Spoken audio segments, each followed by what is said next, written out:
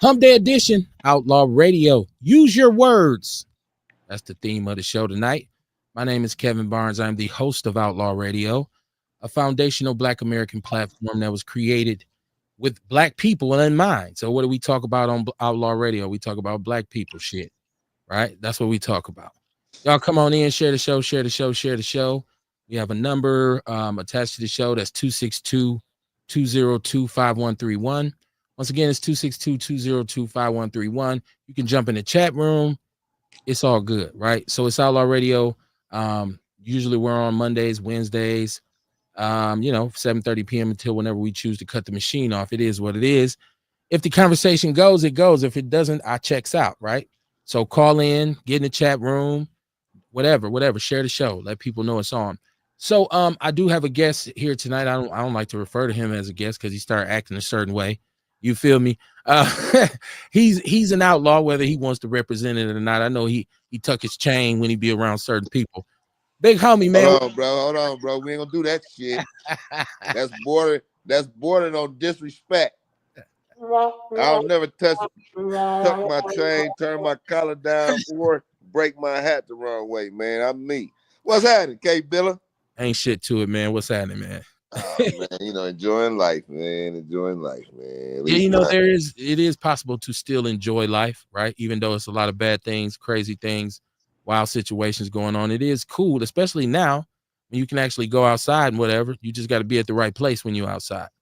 See, I ride my bike every morning, man. Okay. Catch me a mile or two on my I got me a 90 Robinson Pro. Oh wow. You'll see it at the picnic. So you in shape now. You feel like you can jump a fence again. Like if they get at you can jump a couple run fences. something down. Right, there you go. Yeah. Jiu-jitsu something. I just meet you where your ride ends at in my car.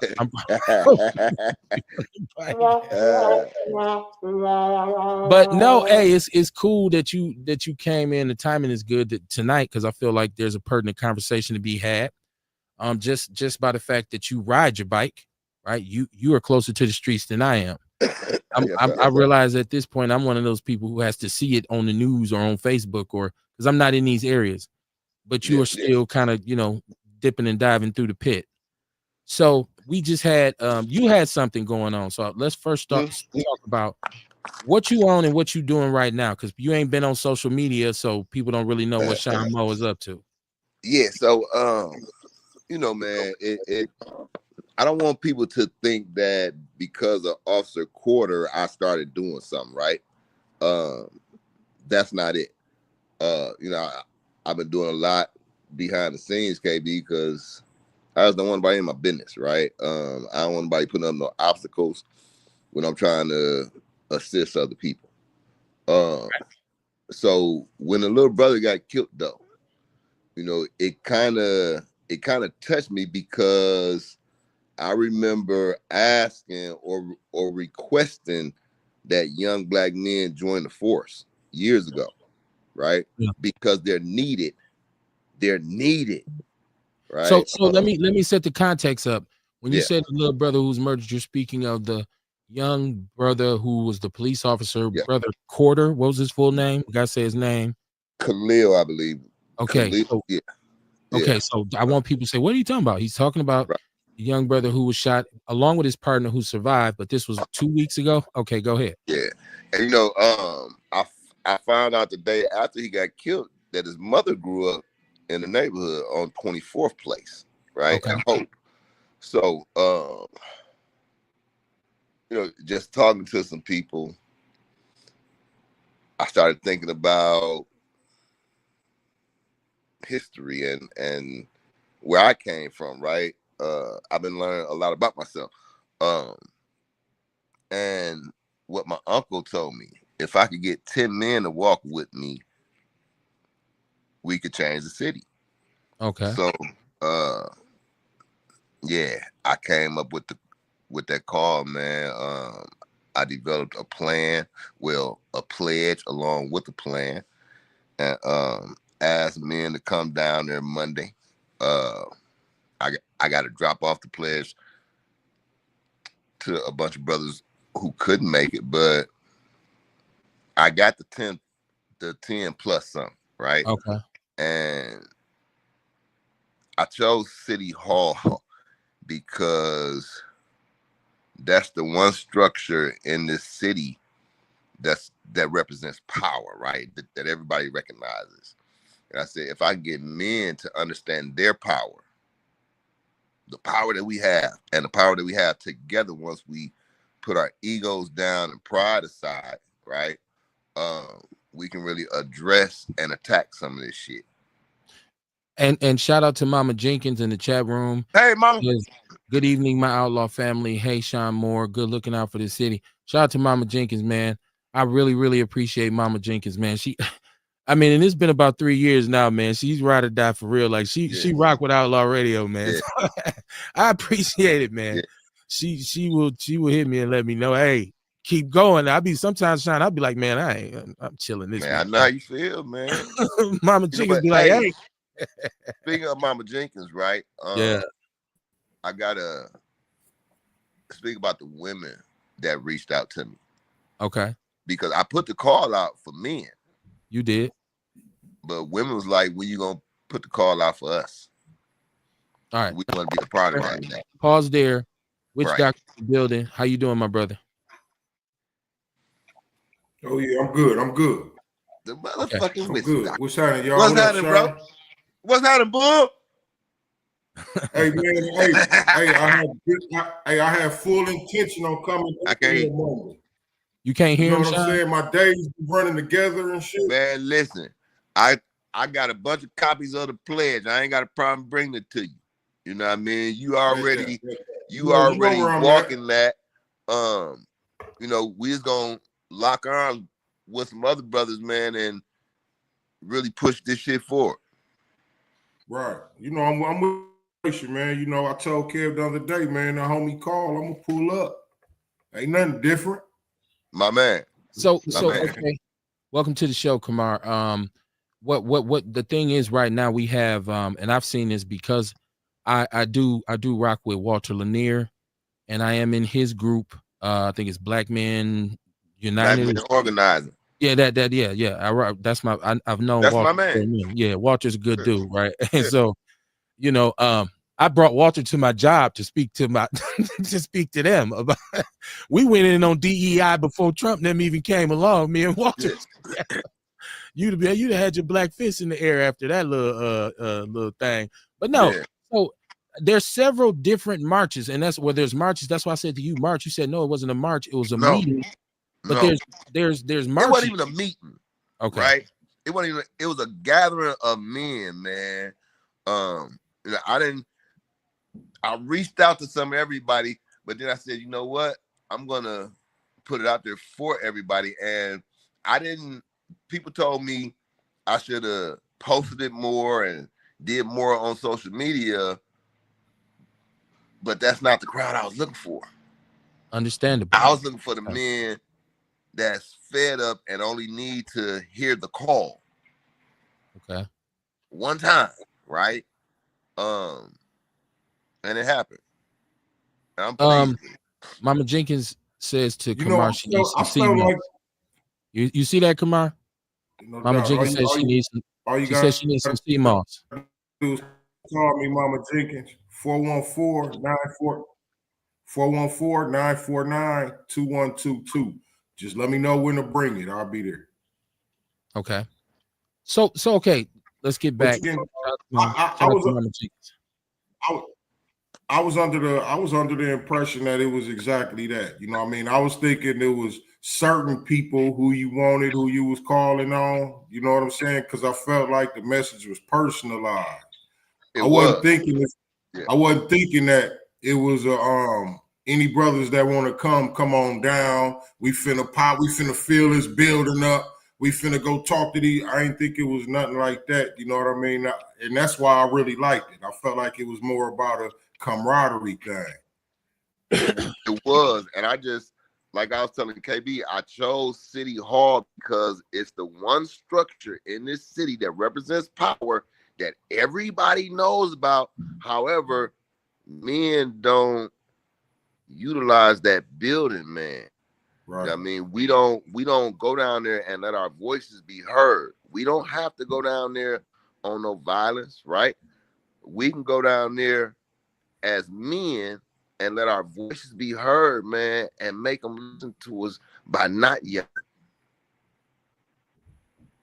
You know what I mean? Come with some solutions. The last right? time I was there, we was yelling. I was gonna come down there. Well, I did that too. Hey, I was gonna come down there and knock out 2 birds with 1 stone. I was coming to the gathering, but then I was also gonna renew my license. There you go. My seller's permit and all that type shit. Yeah. All that shit. The last time I was in City Hall. Last time I was in City Hall, there was a lot of yelling and a lot of police officers. The last 3 times I've been to City Hall, we got a police escort out. So I haven't been back since. You feel me? Like, but so no, I understood this. And so we talked about this on the show last week because I understand the need for solidarity, but I expressed on that show that on a certain level, man, I really have no desire to lock arms with certain people or like hang out with them or just. See, but they're not gonna show up. Okay. They're not gonna show up, right? I knew who was gonna be interested, right, and who wasn't. I knew who would reach out and who wouldn't, and I had no problem with that. KB, see, I extended the olive branch. That's all I can do, boss. No doubt. So when you see me moving, right, and we move and we throw you the deuces, it's not because we ain't fucking with you. It just ain't the time to fuck with you. The car might come back around. But okay, so my question became, or my statement on this became that like I've been to so many different like events that are set up like this. Like we're gonna get together, we're gonna network, lock arms, we're gonna slap 5, we're gonna do the kid and play, whatever it is, right? And it usually the results of it I wasn't pleased with the results. I don't feel like we walked away with a plan.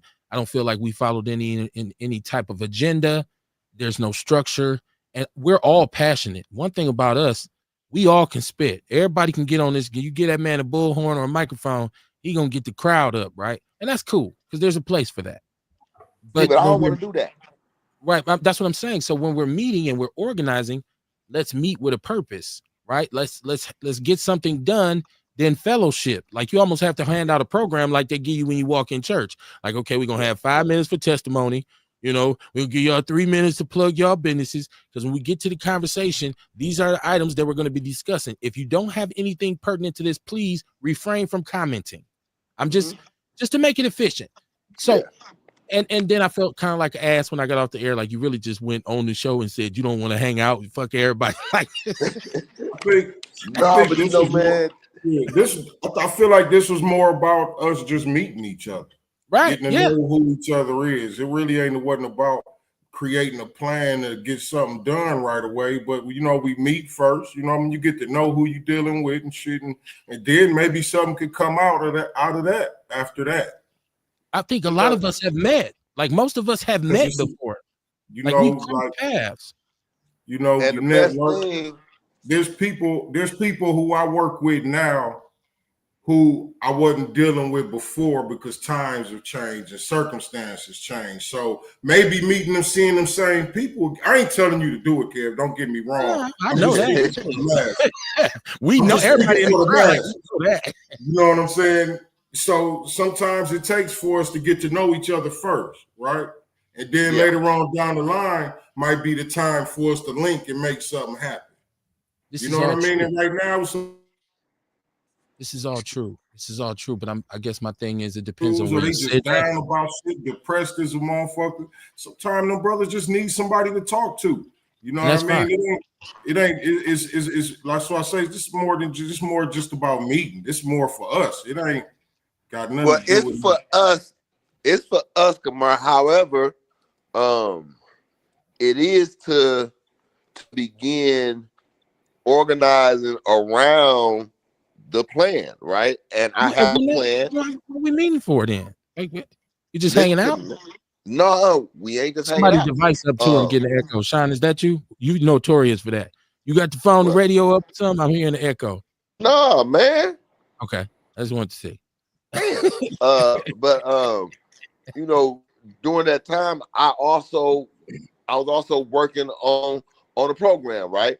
It's not everybody program. I don't expect everybody to like the program, none of that. But the program is amendable, right?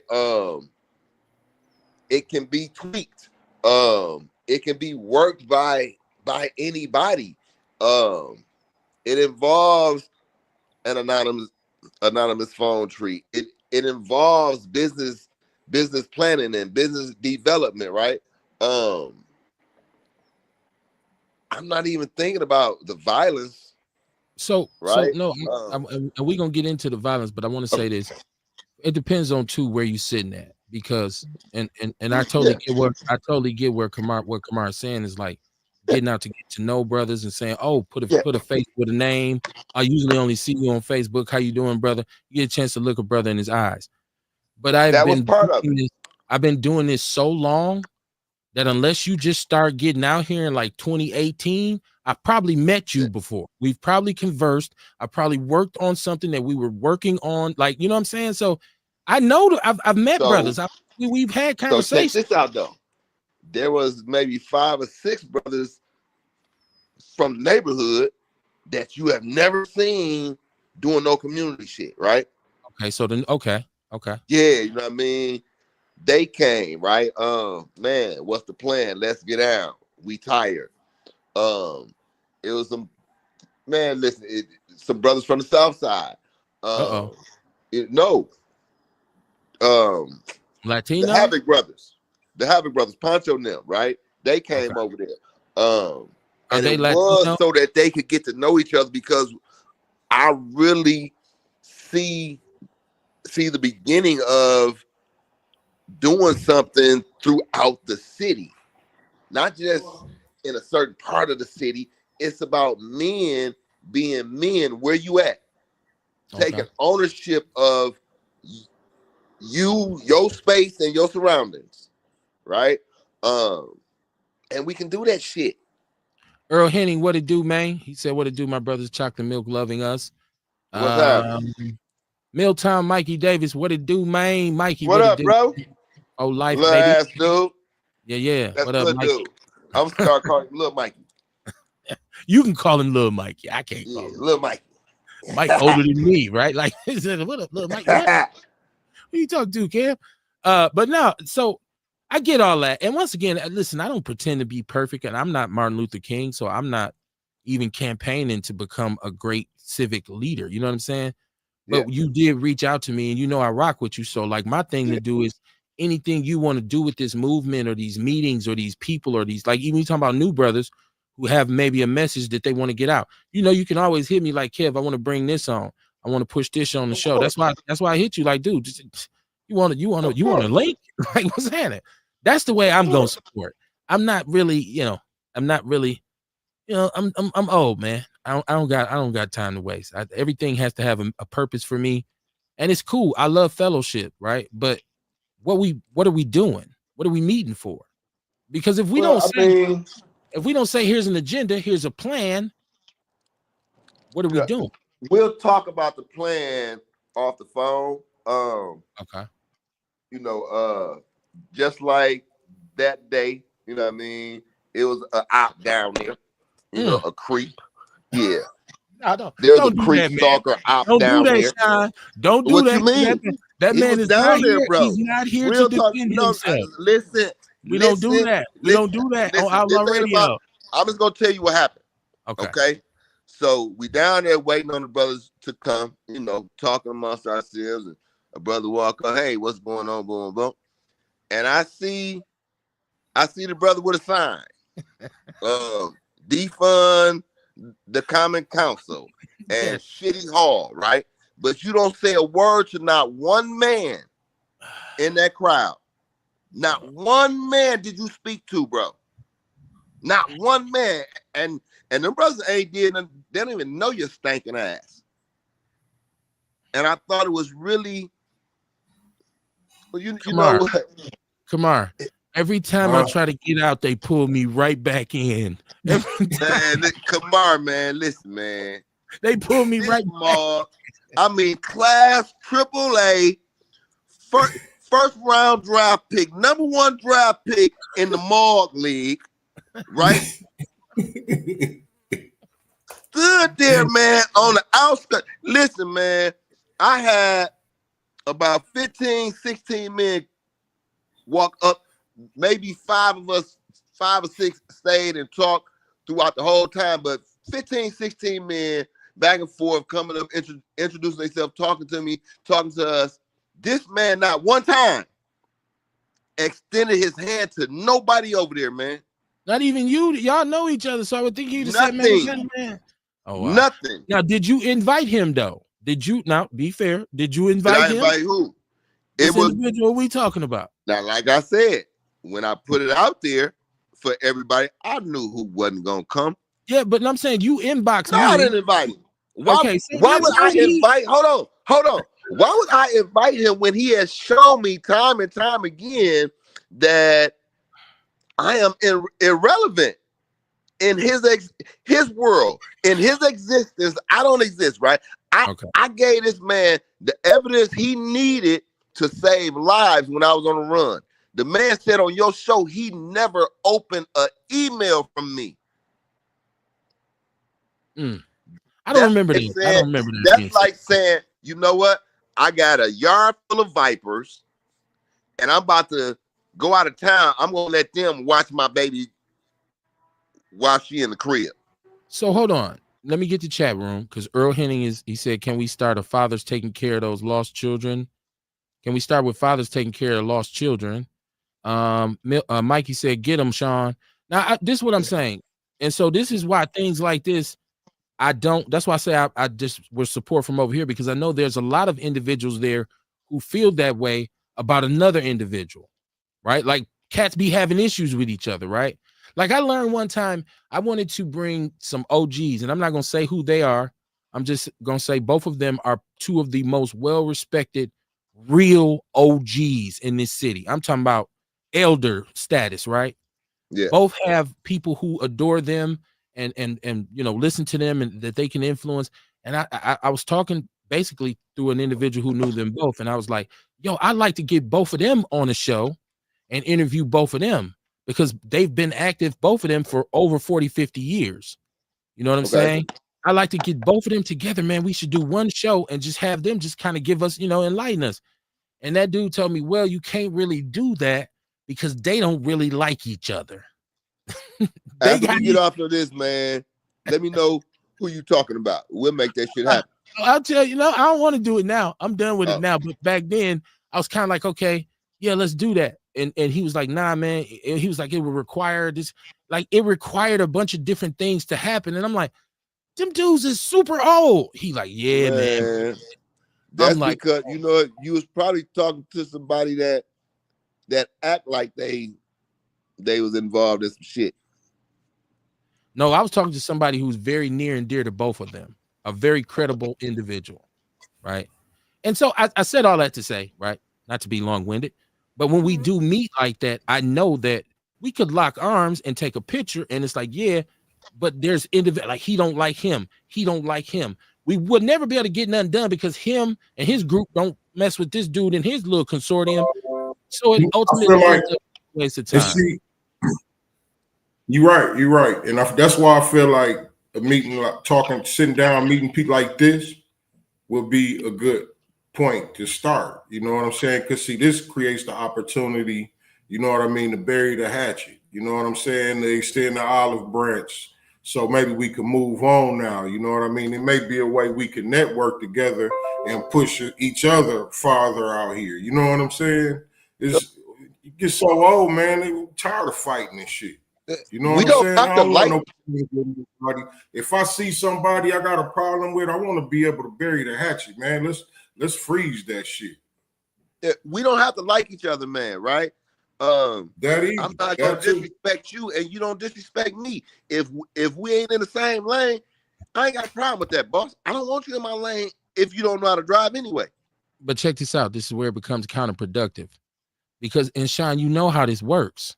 The politics come to play because I might need this individual to really kick in like Errol Flynn. And this is what I'm saying. A lot of people who would come, if you're not in the know, you won't know. You won't know behind the scenes. These two dudes are oil and water. There will be nothing done between them.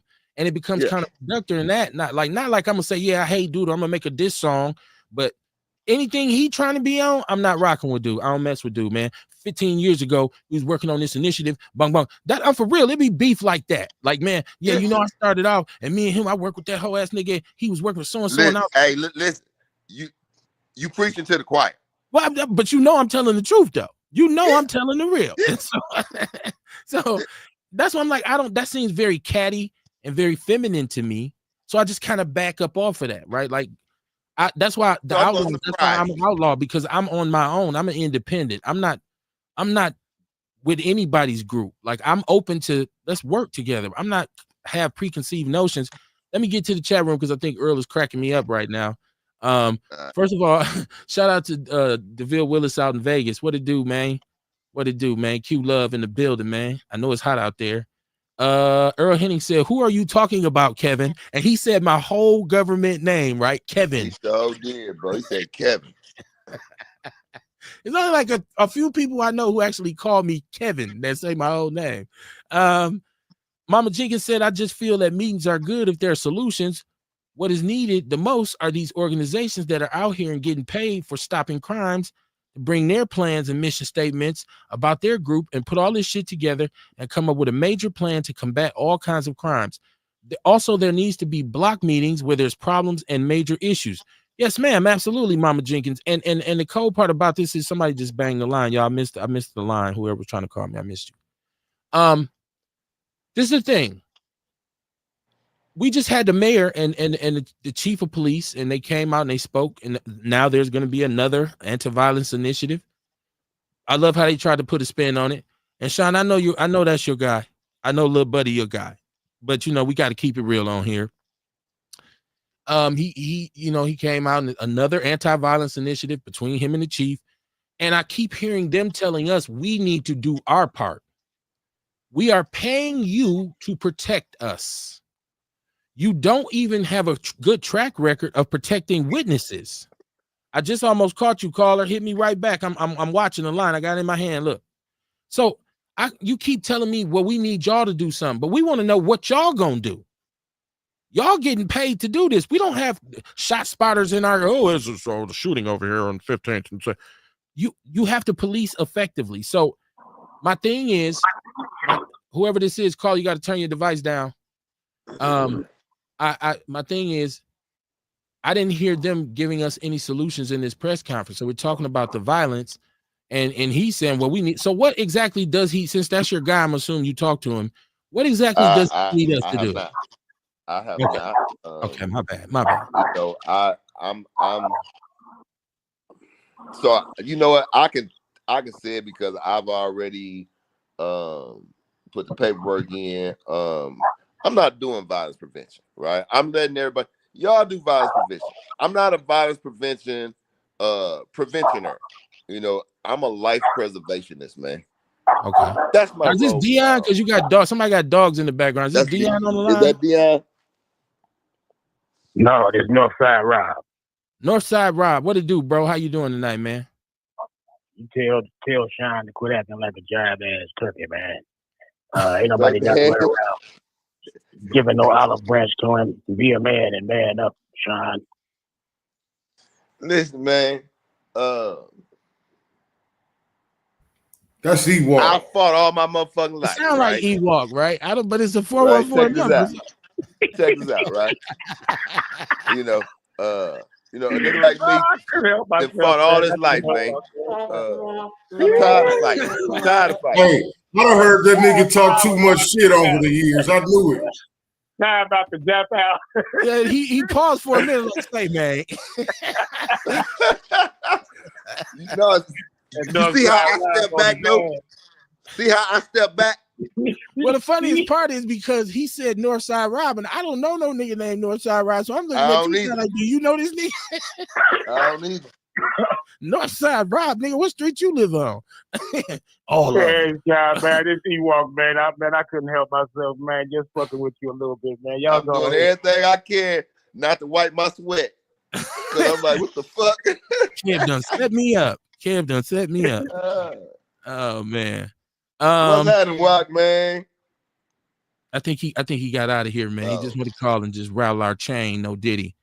Mikey said real facts, Kev. Yeah, Mikey, because Mike has been with me. We've been man, and I can tell people all of the individuals who I've met with, and they probably be like, "You lying?" I'm like, dude, because people like, you don't be nowhere, you don't do nothing. I'm like, dude, 15 years ago when you were still going through your gangster rap phase, I was in City Hall protesting and shit like that. So I've played this game, and I gave it about 5 good years, and then I was just like, man, you know what? Psst, I'm out of here, man. So Ladella Greer, what it do, man? Big Dota in the chat room. He said you can't make people parent. Now that's something else. That's a profound statement. Should we have to make people parent? Like, is that the issue? Something wrong with our kids. I don't know if y'all watch the Summerfest footage. I don't know if y'all watch any footage of anywhere they go. Something is wrong. Before you can make somebody parent, you got to train them how to be a parent. Okay. Why? What? You know what I mean? So now we need courses for that. Like, I don't. No, it ain't no course. Apparently, hold on now. Oh, hold on. Apparently, we do. Hold on, listen, man. And I'm sure when I was growing up, we were being trained, right? Young women were in the house being trained by their mamas, taught, trained, whatever you want to call that shit. They were taught and trained. They were trained how to act like young women. They were taught to be young women. Young men were taught to be young men, and they were trained to be young men, to be men. So yeah, you have to teach and train. Okay, go ahead, Kamar. I see you trying to jump in. No, I was just saying, apparently we do need to teach parents how to be parents. First, you look at, like, you know what I mean, like parents are being parents a lot younger. They kids a lot of the time, you know what I'm saying, when they start being parents. So they mamas was kids when they had them. So, you know what I mean? Some parents just may be in order. I remember when I was in prison, they had parents in classes. I had to take a fathering class or something like that. You know what I'm saying? So, like, yeah, that is something. And it may be. I feel like parenting is a little innate. Like, it's a natural thing, right? Like, I did go to Lamaze, y'all, and I have the funniest Lamaze story, but I'm not going to tell it on the show. But I had one of the funniest Lamaze experiences because, you know, we was married, and it was my first baby, her first baby. So I'm like, I'm gonna get the whole gist. So I went to the Lamaze joint, and it was hilarious. I was just like, dude, okay. She was like, I don't want you to come with me no more. You clowning. But no, I feel like parenting is innate. So when you said it needs to be taught, the first thing in my mind was, who should teach it? Like, are we talking about getting elders to come out, or like how should it be taught? Hell yeah. Okay. If need be. I know some elders that would love to teach young women how to be young women and women. Right. Okay. You know, it's about legacy. The errors in our thinking. Yeah, man. Of what we think, you know, like what they think is beautiful, and it really ain't. Or how niggas think we should be. He called me a punk. I gotta beat his ass. We got a whole lot of errors in our thinking that's preventing us from being men and women. And you know what I'm saying? Like, just to go back to the parenting part, you know what I'm saying? Like, even parents who are very functional, doing a good job, they don't know it all either. Yeah. You know what I'm saying? Because sometimes they make mistakes too. You know what I'm saying? And they'll tell you they make mistakes. You know what I'm saying? Ain't nobody perfect. And I ain't saying that they need the classes, but I'm just saying, don't nobody know everything. You know what I'm saying? And then when you got kids having kids, and then they kids having, there was nobody there to set that role model. Like, you got kids that's born in houses that ain't so toxic. You know what I mean? They got better role models. They got a better visual on what it looks like. You know what I'm saying? Versus somebody who come up in a one-parent toxic household. Say a mother that got men coming in and out the house. You know what I'm saying? Like, they gonna think different. They ain't gonna know what parenting is. They gonna think what they saw all the normal. So we always talk about the village. This is just the village. Ain't no village no more. Mama Jenkins said Lil Buddy is full of shit. He's the CEO of this raggedy city, and we're now up to 69 homicides, and most are unsolved. People can't even drive. 73, Mama, 73. 73. People can't even drive and be safe. They talking about a motherfucking flag and parking. I love Mama Jenkins. Shabaka said, "Thanks for joining us." Safer. Experience it's safer. But that was last night, Shabaka. That was last night. I did go on to Shabaka's Black Experience. I did have a good time. So I was on there last night. Shout out to them brothers, some OGs, some OGs, right? And it was a good conversation. Adela said, we miss grandma and granddad. We just reported the statistics that family reunions, Black family reunions, are down 47% because we don't have that traditional structure. Shabaka said, more reason to rebuild a family structure. Big Dota said it's too late for that. It's too late for the parenting classes, I guess. It ain't never too late, bro. Said, yeah, Northside Rob be holding it down. Northside Rob, this dude is a character for real. Who's this? Let me see this. The Monica Codon. Whoa, am I saying this right? The Monica Codon. What up, Tia? How you is it? Okay, Tia. What did I just say? Tia. Oh, what the hell you said? Let's say Wuluka. I'm sorry, man. Tia, how do you say this? Come on, Tia. Monica. Tia Monica. Okay. Tita. T-I-T-A. Thank you, sir. Appreciate you, man. A shout out to you, my sister. Welcome to the show. Thank you. That's that King education. Right. Please don't get me started on you. Come on, man. What was the mascot for Waupun when you graduated? Hey, what was bro, don't do that shit. Don't do that shit. The runner. Do that shit, KB. No, she said, OMG, two of my favorite men. Shout out to you, my sister. Thank you for tuning in. Mama Jenkins said, we need more Big Mama and Papa. Parenting is a learning experience and on-the-job training. Let me just finish the chat room, y'all. Dota said, Dr. Umar for president. Holy, I'll vote for him when the school get done. Well, you ain't voting. Tita, right? Tita. Yeah. She said he chopped me the fuck up. He did. He He notorious for it. Yeah. Would you tell him, come on? Like, it's not personal. It ain't personal. I will fuck your name up. Like Jimmy Jack Johnson. Oh, I'm sorry, your name Jamarion. I didn't know, man. My bad. Shabaka said, how good is that weed, Kamar? 5. 5. I've been doing this for too long. It's 5. Right. Good boy. Torian Howard, what up, man? What up, nephew? Torian Howard, man, little dude, man, little bro, man, little Terry, man. And this is Dion. He said, "What up, black man? How you doing, my brother? Y'all share the show. Please share the show. Let them know Outlaw Radio is on." Now, I got a couple things. Now, number one, I want to speak to, like, that's why I said in regards to parenting. As a parent of 2 children, I don't have as many as everybody else, but I raised 2. I said it's innate because it's something that has to happen naturally. Because there's really no written set of rules. Parenting. I said that's why I said it's innate, because there's no written rules. Like, you could do everything by a book and your kids will turn out and you'd be like, what the fuck? This is not how I raised you. It's like you gotta put the right amount of love, the right amount of discipline, the right amount of structure, and it has to be like a good mixture. Because if you got one of too much, if I'm too loving, you soft. If I'm too harsh, that's why you need grandmama and granddaddy, right? Because the lessons that we were taught, right? We're gonna give those lessons, right? Hey, shit, my daddy was hard. Shit worked on me. You know what I mean? I'm gonna go through that. But then you have those grandparents to soften that and to explain to that grandchild and to help them understand why you're directing them in this fashion. Listen, man, my grandmama was the sweetest person you would ever meet, right? But my mama was a motherfucker. A motherfucker.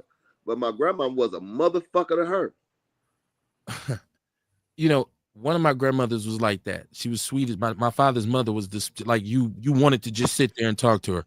My mother's mother, I used to be like, she don't like us because you. She be like, y'all make too much damn noise. Like, grandma, please please. Like, she was just man, but because of what she had gone through, like you're saying, what she had gone through, and my mother, everybody know my mother was, Lord have mercy. That's her nickname, Lord have mercy. Like just because of what she went through. So my those are valuable lessons, KB. Right, very valuable lessons. Yeah. Sometimes the way we was taught stuff may have been wrong. Exactly. You know what I mean? So we don't know to change it until we learn to change it. You know what I'm saying? I'm sure I done messed up as a parent. I'm sure I've made some mistakes. Right. I'm sure. Man, you know, a lot of parents, got a lot of parents out here that never learned how to deal with their emotions.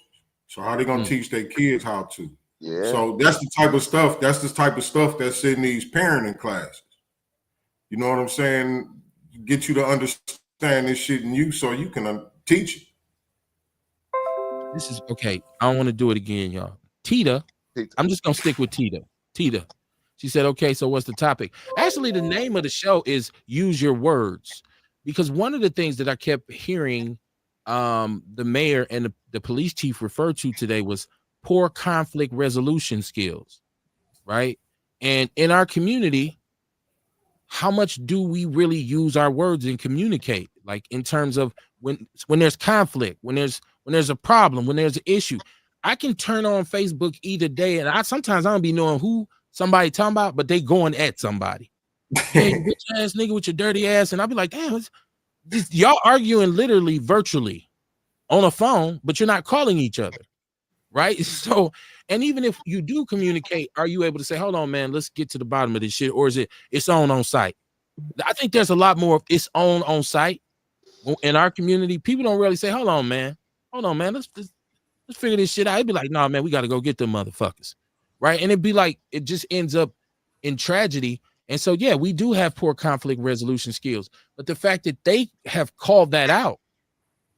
So what's going to be their contribution to it? Are the police going to sponsor mediation? Well, I think that's them shift blaming. Okay.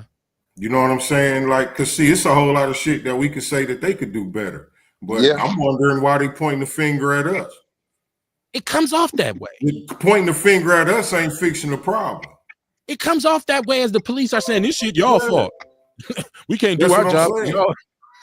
They say then you hear them say shit like we need better relationships between the community and the police. But y'all ain't doing shit to make it better. Y'all steady killing us, killing our people and shit, fucking our people up. You know what I mean? So y'all ain't doing shit to make it better. Tita said, "Beat them kids' ass." You know, ass whooping is a slave construct, right? Like construct, because back in the days when a black person, when a slave messed up, what did they do to them? They whipped them. They didn't explain to them. Hold on, they didn't explain to them, hey, you know, do this or that. They whooped their ass. So the only way you can teach a nigga something is to whoop his ass. Then as a result, our great-grandparents whooped our grandparents' ass. Our grandparents whooped our mother and father's ass, and our mothers and fathers whooped our ass. I've never learned nothing from an ass whooping, to tell you the truth. What I learned from is the conversation that we had before she whooped my ass and afterwards. The ass whooping was just an accent. That's a perfect example of what I was just saying. You know what I mean? Like a lot of the time, our parents was taught shit. You know what I mean? How to handle shit wrong. So in turn, they taught us how to handle shit wrong. But you know, like that ain't no excuse either. You know, because you still have to fix you. You know what I'm saying? You responsible for making your life right. So check this out. Right. I used to get my ass whooped. You got to get closer to your mic, Sean. You sound a little bit I used to get my ass whooped. Okay. Right. And when I went to prison, I look back on them ass whoopings and the message that came with them ass whoopings, right? The concern that was in them ass whoopings. See, because my mom and them was in the streets and they knew what the streets held for me, right? So my mama used to try to whoop that shit up out of me. Really. Wow. She really did. She gave me lessons, you know what I mean? My grandmama raised me, other friends, mamas helped raise me, right? And I learned some shit, but it wasn't until I got tired of being whooped by that system, man. You know what I mean? Then I fell back on all them lessons. I mean, I had to instill them lessons in my sons. And I got 6 of them. And I done raised now one of them the same. I couldn't. Right. And different people. each one taught me something else. Mm-hmm. You know, I learned something new I'm still learning how to be a father to my 6 sons. Because every day is something different. Shabaka says the family is the basic unit for the Black community. Mama Jenkins says these antique groups, they call themselves peacemakers. I like horses. She said, I like horses, a little shit here and a little shit there. They like horses, a little shit here and a little shit there, and they keep it moving. She's snapping on everybody tonight. He said family is never the same when grandma's gone. No. John Fletcher, what it do? John Fletcher, man, what up, man? He said, what up, family? Let's go. He said, I will have parenting classes starting in the fall at McDowell. The old Juno, look me up in MKE rec book. There you go, man. Get to it, John. Shout out to you, man. In that rec book, boy. Status. Dion said, physically disciplining your child is a form of abuse. Hold on, y'all. Let me finish the chat room because I didn't know there was this many people in here. Shabaka says the only thing the police sponsor in the Black community is the destruction of the Black community. He said Las Vegas is a pleasant 107 degrees. Yeah, I'm cool on that, bro. It's 70. Pleasant, bro. This is beautiful. This 70 degree right here. I'm loving this. I'm gonna be outside chilling. Mama Jenkins said our parents beat that ass and didn't take no shit. My mother told you why she was beating the shit out of you while she was whooping your ass. Mama Jenkins, I don't know. I feel like we kindred spirits because my mother, that's what I'm saying. That was my mama's style. Yeah, it was a production. It wasn't just that motherfucker. I told you, motherfucker. Yes.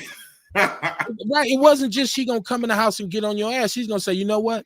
I done told you, go in there, get that belt off the hook, and when you lay down, you got to listen to her for 2 minutes. And I done told your ass. Didn't I tell you last week? Like she run it all the way back. You be like, yeah, mama. Then she go to pop an ass. Now, see, the intention of an ass whooping, I get it. It's to really teach a child there are consequences. For punishment and consequences. Right. And ass whooping should be a loving ass whooping. It shouldn't be a bum rush, right? Like, so check this out. I grew up with an old school Southern mother. And my mother whooped ass, and she didn't have to have a belt. She'd kick you in your ass. She'd slap you. She'd throw something at you. You was going to get touched, right? But it was love there. And it sounds harsh, but there was some love there, right? What I said to myself when I was growing up is, you know what? I ain't finna be doing all this shit to my kids. Like my mom's wake up, cuss everybody out in the house at 7 o'clock in the morning and go back to sleep. I said, I'm not going to do that to my kids. Now, will there be ass whoopings when there's a need? Yes.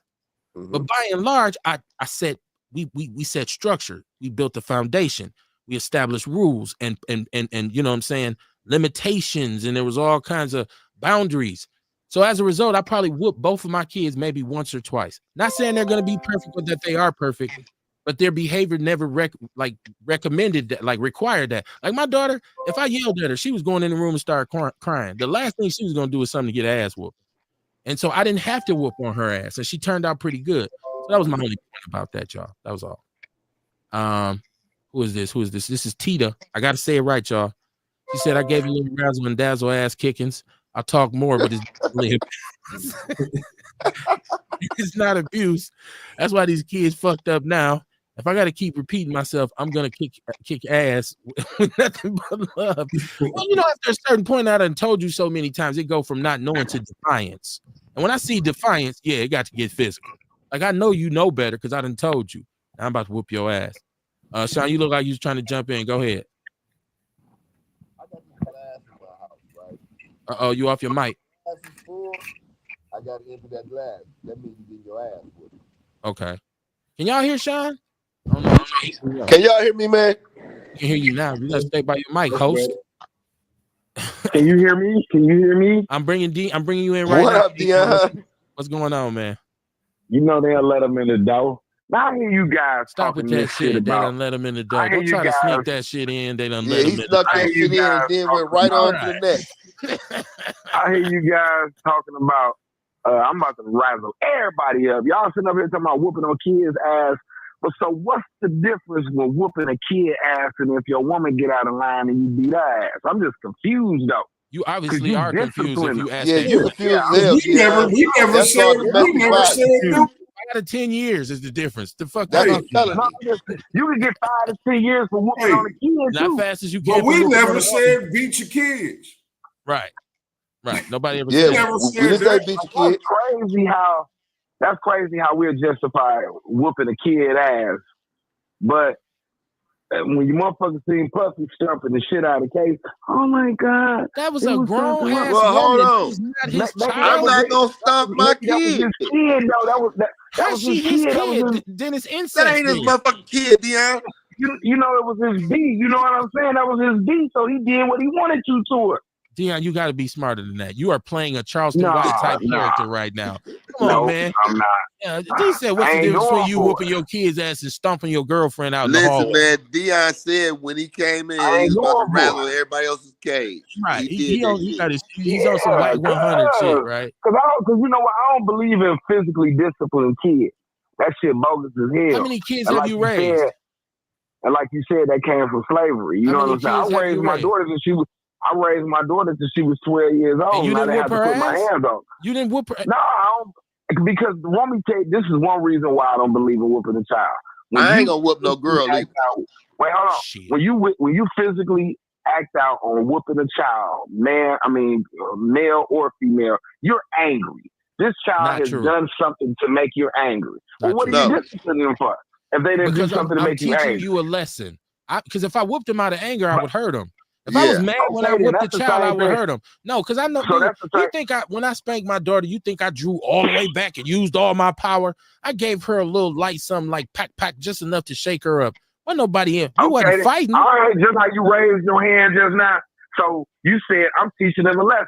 Yeah. So if my female go out and do something that I feel is wrong and I slap the shit out of her, this is the lesson being taught. Once right? again, That ain't I your didn't job. slap the shit out of her. I didn't slap the shit out of her. So you using that, you throwing that in there, but it's words mean something.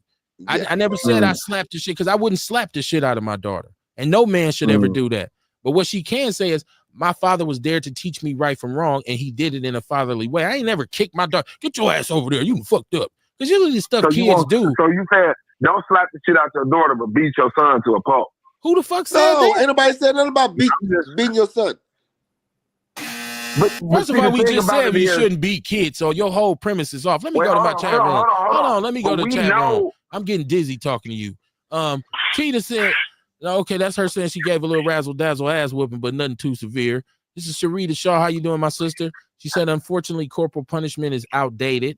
Shabaka says, don't privates and sergeants get corporal punishment? I don't know. I've never been in the military.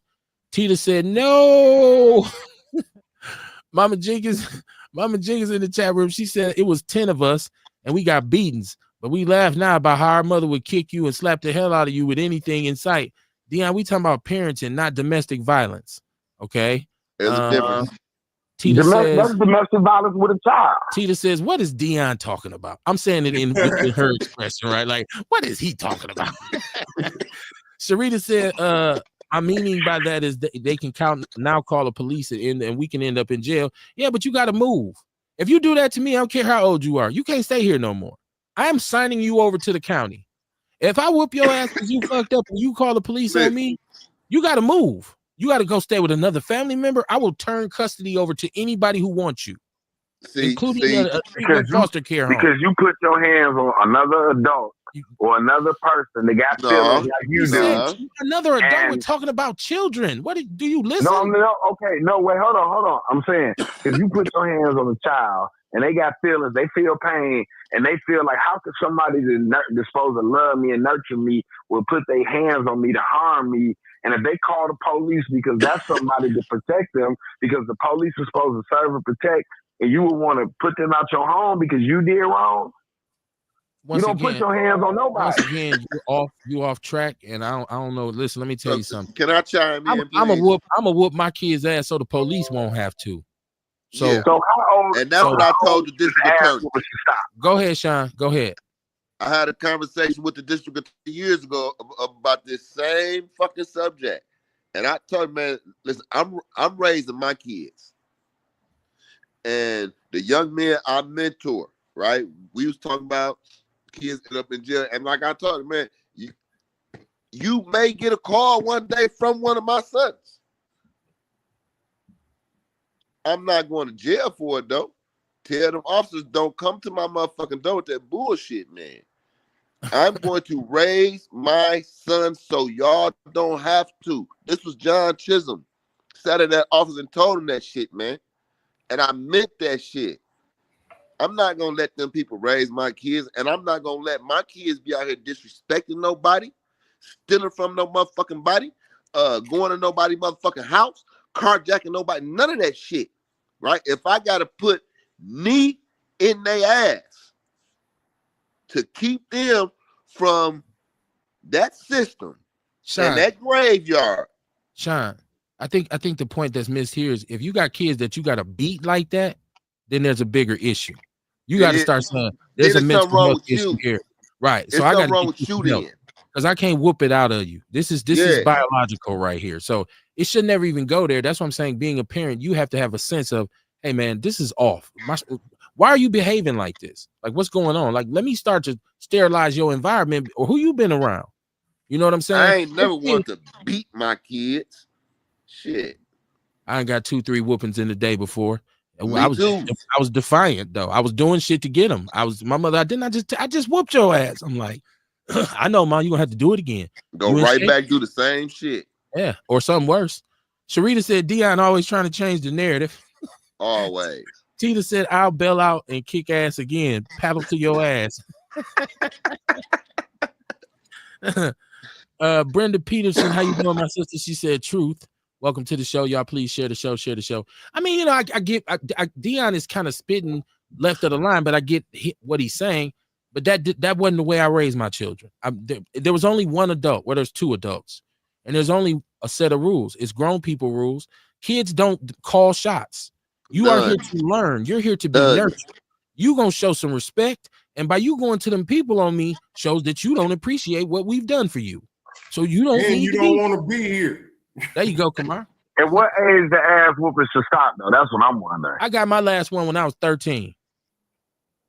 I got my last one. My sons, when they was about 12, 13. Yeah, I got my last one. Yeah. And my mother told me then, your ass is too big for me to be hidden with a goddamn belt. I'm going to tell you what, from here on out, you ain't got to worry about no ass whooping. You're going to have to worry about getting your shit and getting the fuck out of my house. And I was like, okay. And so I never got another whooping, but I also didn't do childish things.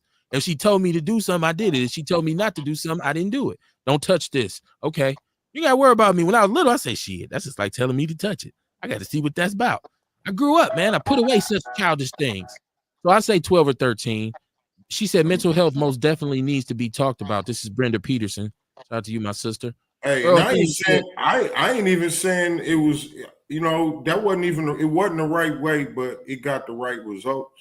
I feel like. Okay. You got a baby girl. You ever spank her? You ever, you know, no funny. I spanked her when she was little. When she did something that could have harmed her, and it wasn't to hurt her. Like I said, you know, it's more about scaring. You know what I mean? And you don't have to do that now because you can talk to her now, right? No, yeah. So you know, it's been like that for years. Like she was a little baby when I spanked her. Yeah, I think my baby girl got her last one in like 4th grade. You know, she's 22 now. My son might have got one probably by when he was 12. He's 19. So yeah, I didn't, and even then, my wife ain't really letting me do it. Like she's like, well, it seems like you hit them too hard. So, so she was coming. That's enough. Like I should hit you with this belt. No, I'm just kidding. Don't tell Dion that. No, you wasn't. I knew you was waiting on that, Dion. Kev, you hitting adults with belts? No, man, I wouldn't do that. Sharita Shaw said depends on how big they are. It was funny because even though I didn't get whoopings, my mother would occasionally remind me, you think because you taller than me, I still won't knock the shit out of you? I was like 30-something, still telling her, Mama, I'm a grown man with kids now. I still whoop your ass. I just figured it was just shits and giggles. I didn't feel like she was really gonna get, because I wasn't laying down across no bed no more. So that was done. You know what I'm saying? But you got, the point is, you have to be consistently in your children's lives. You can't come in and you ain't been his daddy since he was 3. You gonna come in now and kick his ass because he fucking up. He's not gonna respect you. He's not gonna listen to you. You can't do that. You have to be there consistently. Your child figures out sooner or later, Pop's got my best interest at heart. He just looking out for me. They figure that out after a while. Like, no, I want my daddy to protect me, as opposed to, oh, this nigga finna come here and kick the shit out of me. Like, no, you gotta, there's a method to it. So maybe we do need the classes. Y'all got me, y'all made me change my mind. Maybe we do need, because some people may not know how to look. You know, and it's I think the different stuff, I don't remember exactly what they taught in that class, you know what I'm saying? But I do remember thinking like, oh, that's interesting. You know what I'm saying? Like they stuff like, I do here's one thing. I remember they was teaching like, okay, like when you got little like 3 years old or whatever, you know what I'm saying? It's better with them when you got a set pattern, or you can let them know something ahead. Like if you somewhere and they playing, and then you be like, all right, let's go. They act a fool, but I don't want to go. Don't do that. Talk to them and you say, hey, look, about 15 minutes, we cleaning up so we can go home or whatever. You know what I'm saying? And iron over better. So back then, I only had one child. Now, you know, it was a little small stuff. I was like, that makes sense. You know, and it's just as far as communicating with them. And that's what that was like teaching about communication too. And a lot of us grown people don't know how to communicate effectively. So how we going to communicate effectively enough to teach our kids? She said 15 years old, because who the fuck you think you talking to?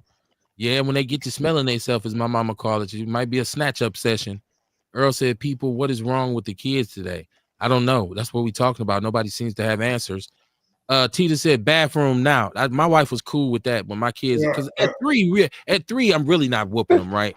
So she's like, you want me to take you in the bathroom? They like, no. They was, I don't know what what she did to him in that bathroom. hey, and at that point, Kev, you could be like, hey, you want me to get right away. They get right away. They're like, you want me to go get Sheila? No. All right. Sit your ass These down. kids these days different though. You fuck around and hit a 15-year-old, he up at big 30 on your ass.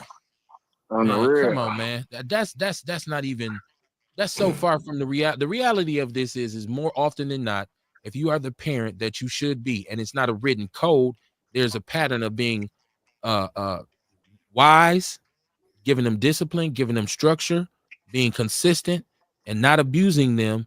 You should most of the time be okay.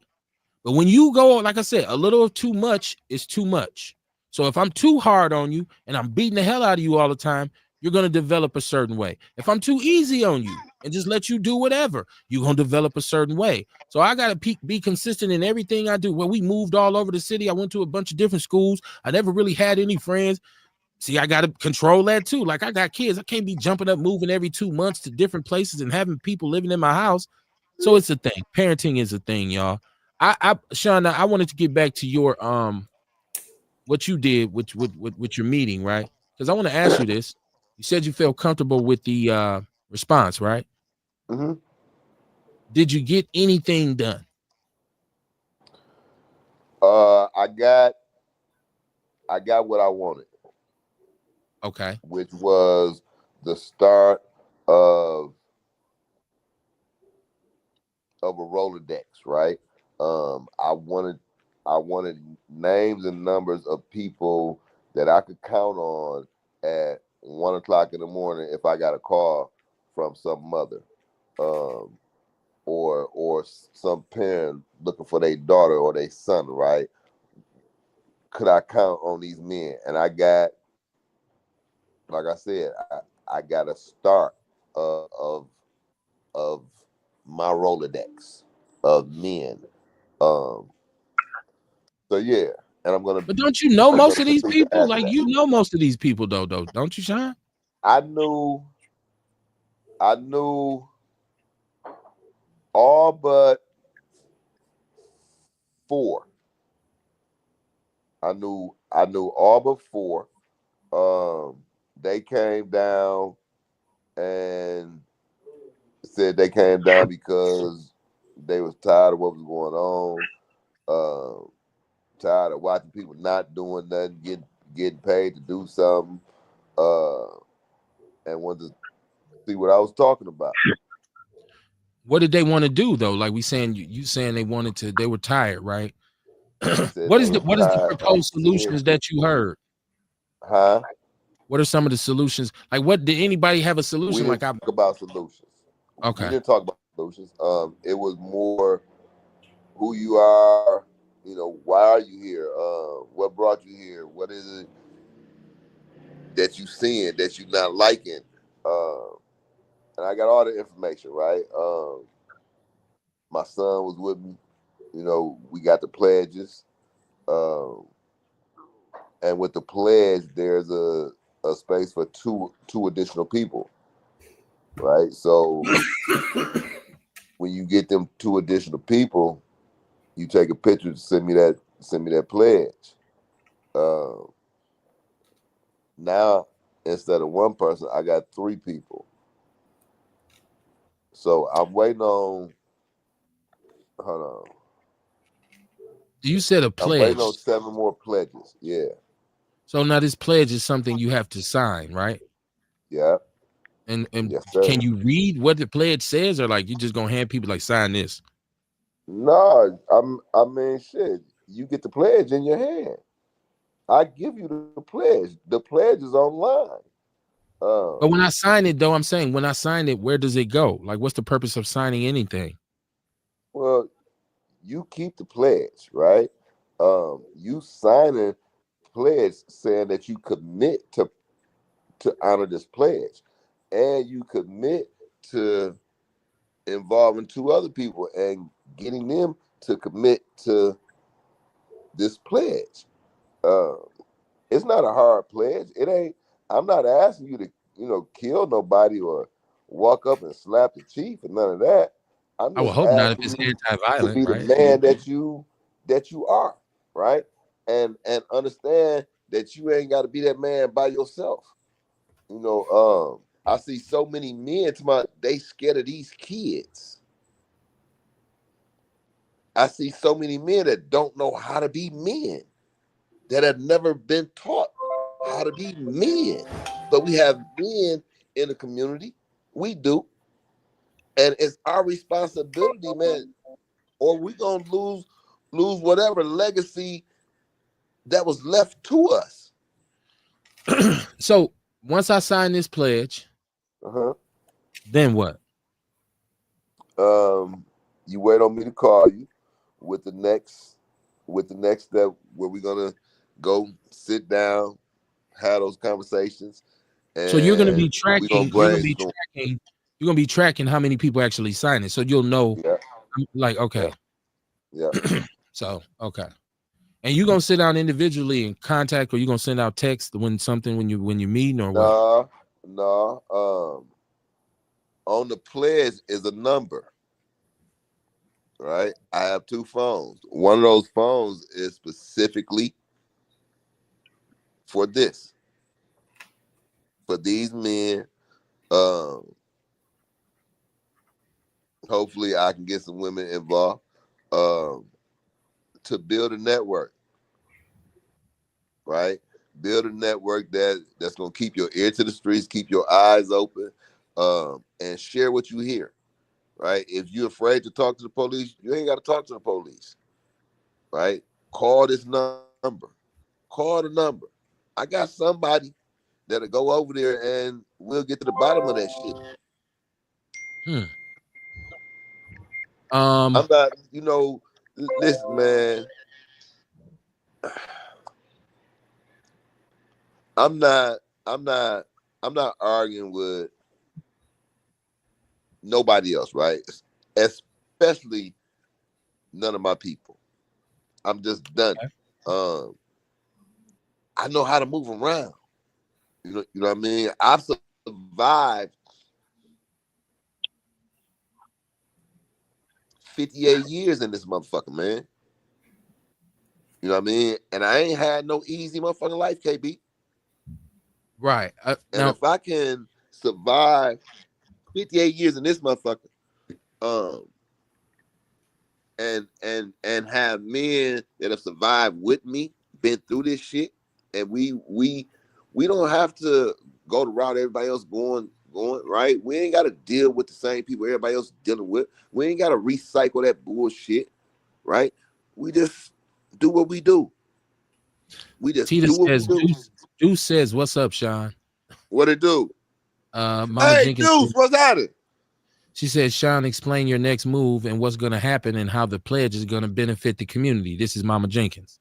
So my next move, Mama, won't be explained. Oh, I'm not gonna broadcast it. But it'll benefit the community by having a reliable source that you can call on. Whether it's to talk to, right? Whether it's something you think about to happen. If your son into something and you know it's about to go down, or if your son might call me and say, man, listen, I don't want to be a part of this shit, but I don't know what to do. Right? We gonna handle that shit. Who's 58? That's Tita saying, who's 58? What? She said, Mama Jenkins. Well, Tita said, who's 58? Who 58? Oh. I think she was talking to you, saying you're 58 years old. Mama Jenkins said, Sean, explain that this is similar to Safe Zone. Yeah, with some more elements to it. And men and women taking control of it. Like I said, I've developed a plan. I call it Legacy in Motion. It involves business development and redevelopment and education, and not violence prevention, but life preservation. Let them do. I'm gonna let everybody do violence prevention. Do violence prevention because it's watered down now, right? It's about preserving life. It's about restoring culture. She said, this is Tita saying she wants to help you. I need all the help I can get, baby girl. She said, Violence Interrupters, Minneapolis tried to use them. A couple different orgs doing it. Look at what they've tried and pretty much failed at. Just a model to look at and not do it. The only thing that has worked in Milwaukee is the safe zones and the neighborhood ambassadors. Any neighborhood we've been in, you can ask that community, and we wasn't out here taking no guns or fighting nobody or getting nobody locked up. We was building relationships. We were conversing with people. We were interacting with people, and they got to know us and we got to know them, and we built that trust. And there were people telling the police, we don't need to call y'all. We got the safe zone. Not because we Superman. It's about organizing your people with love and purpose. Offering solutions. Earl said it sounds like you should be running for mayor. Like I said, the brother Forte was on here. Tay was on here on Monday. And he used to be with the 414 Life and whatnot. So we actually got into the conversation about what was effective, what was useless, and where he was standing at now. And he said he's since moved on from the organization, and he had kind of a different perspective on it now, in terms of, and everybody has an issue with the very title, violence prevention.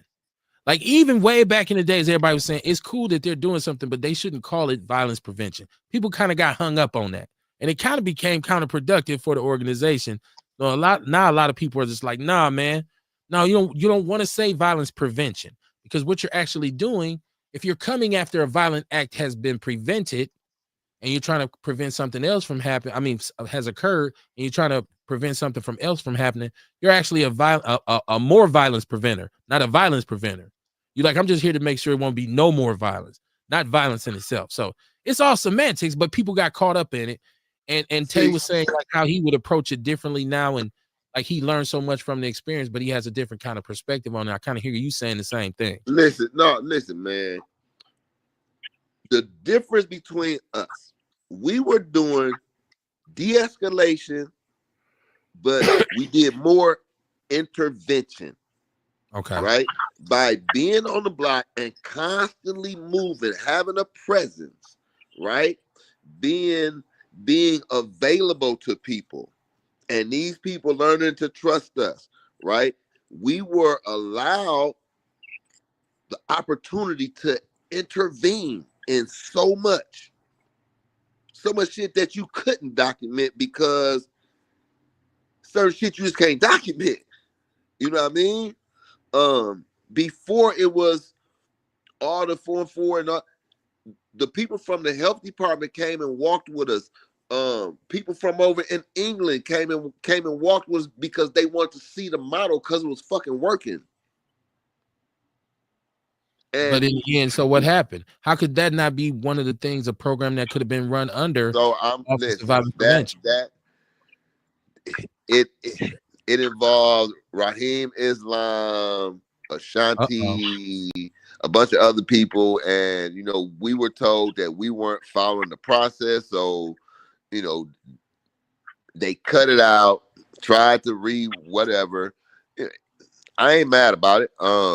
It just shows the need is still there, and this is 8, 9, 10 years later.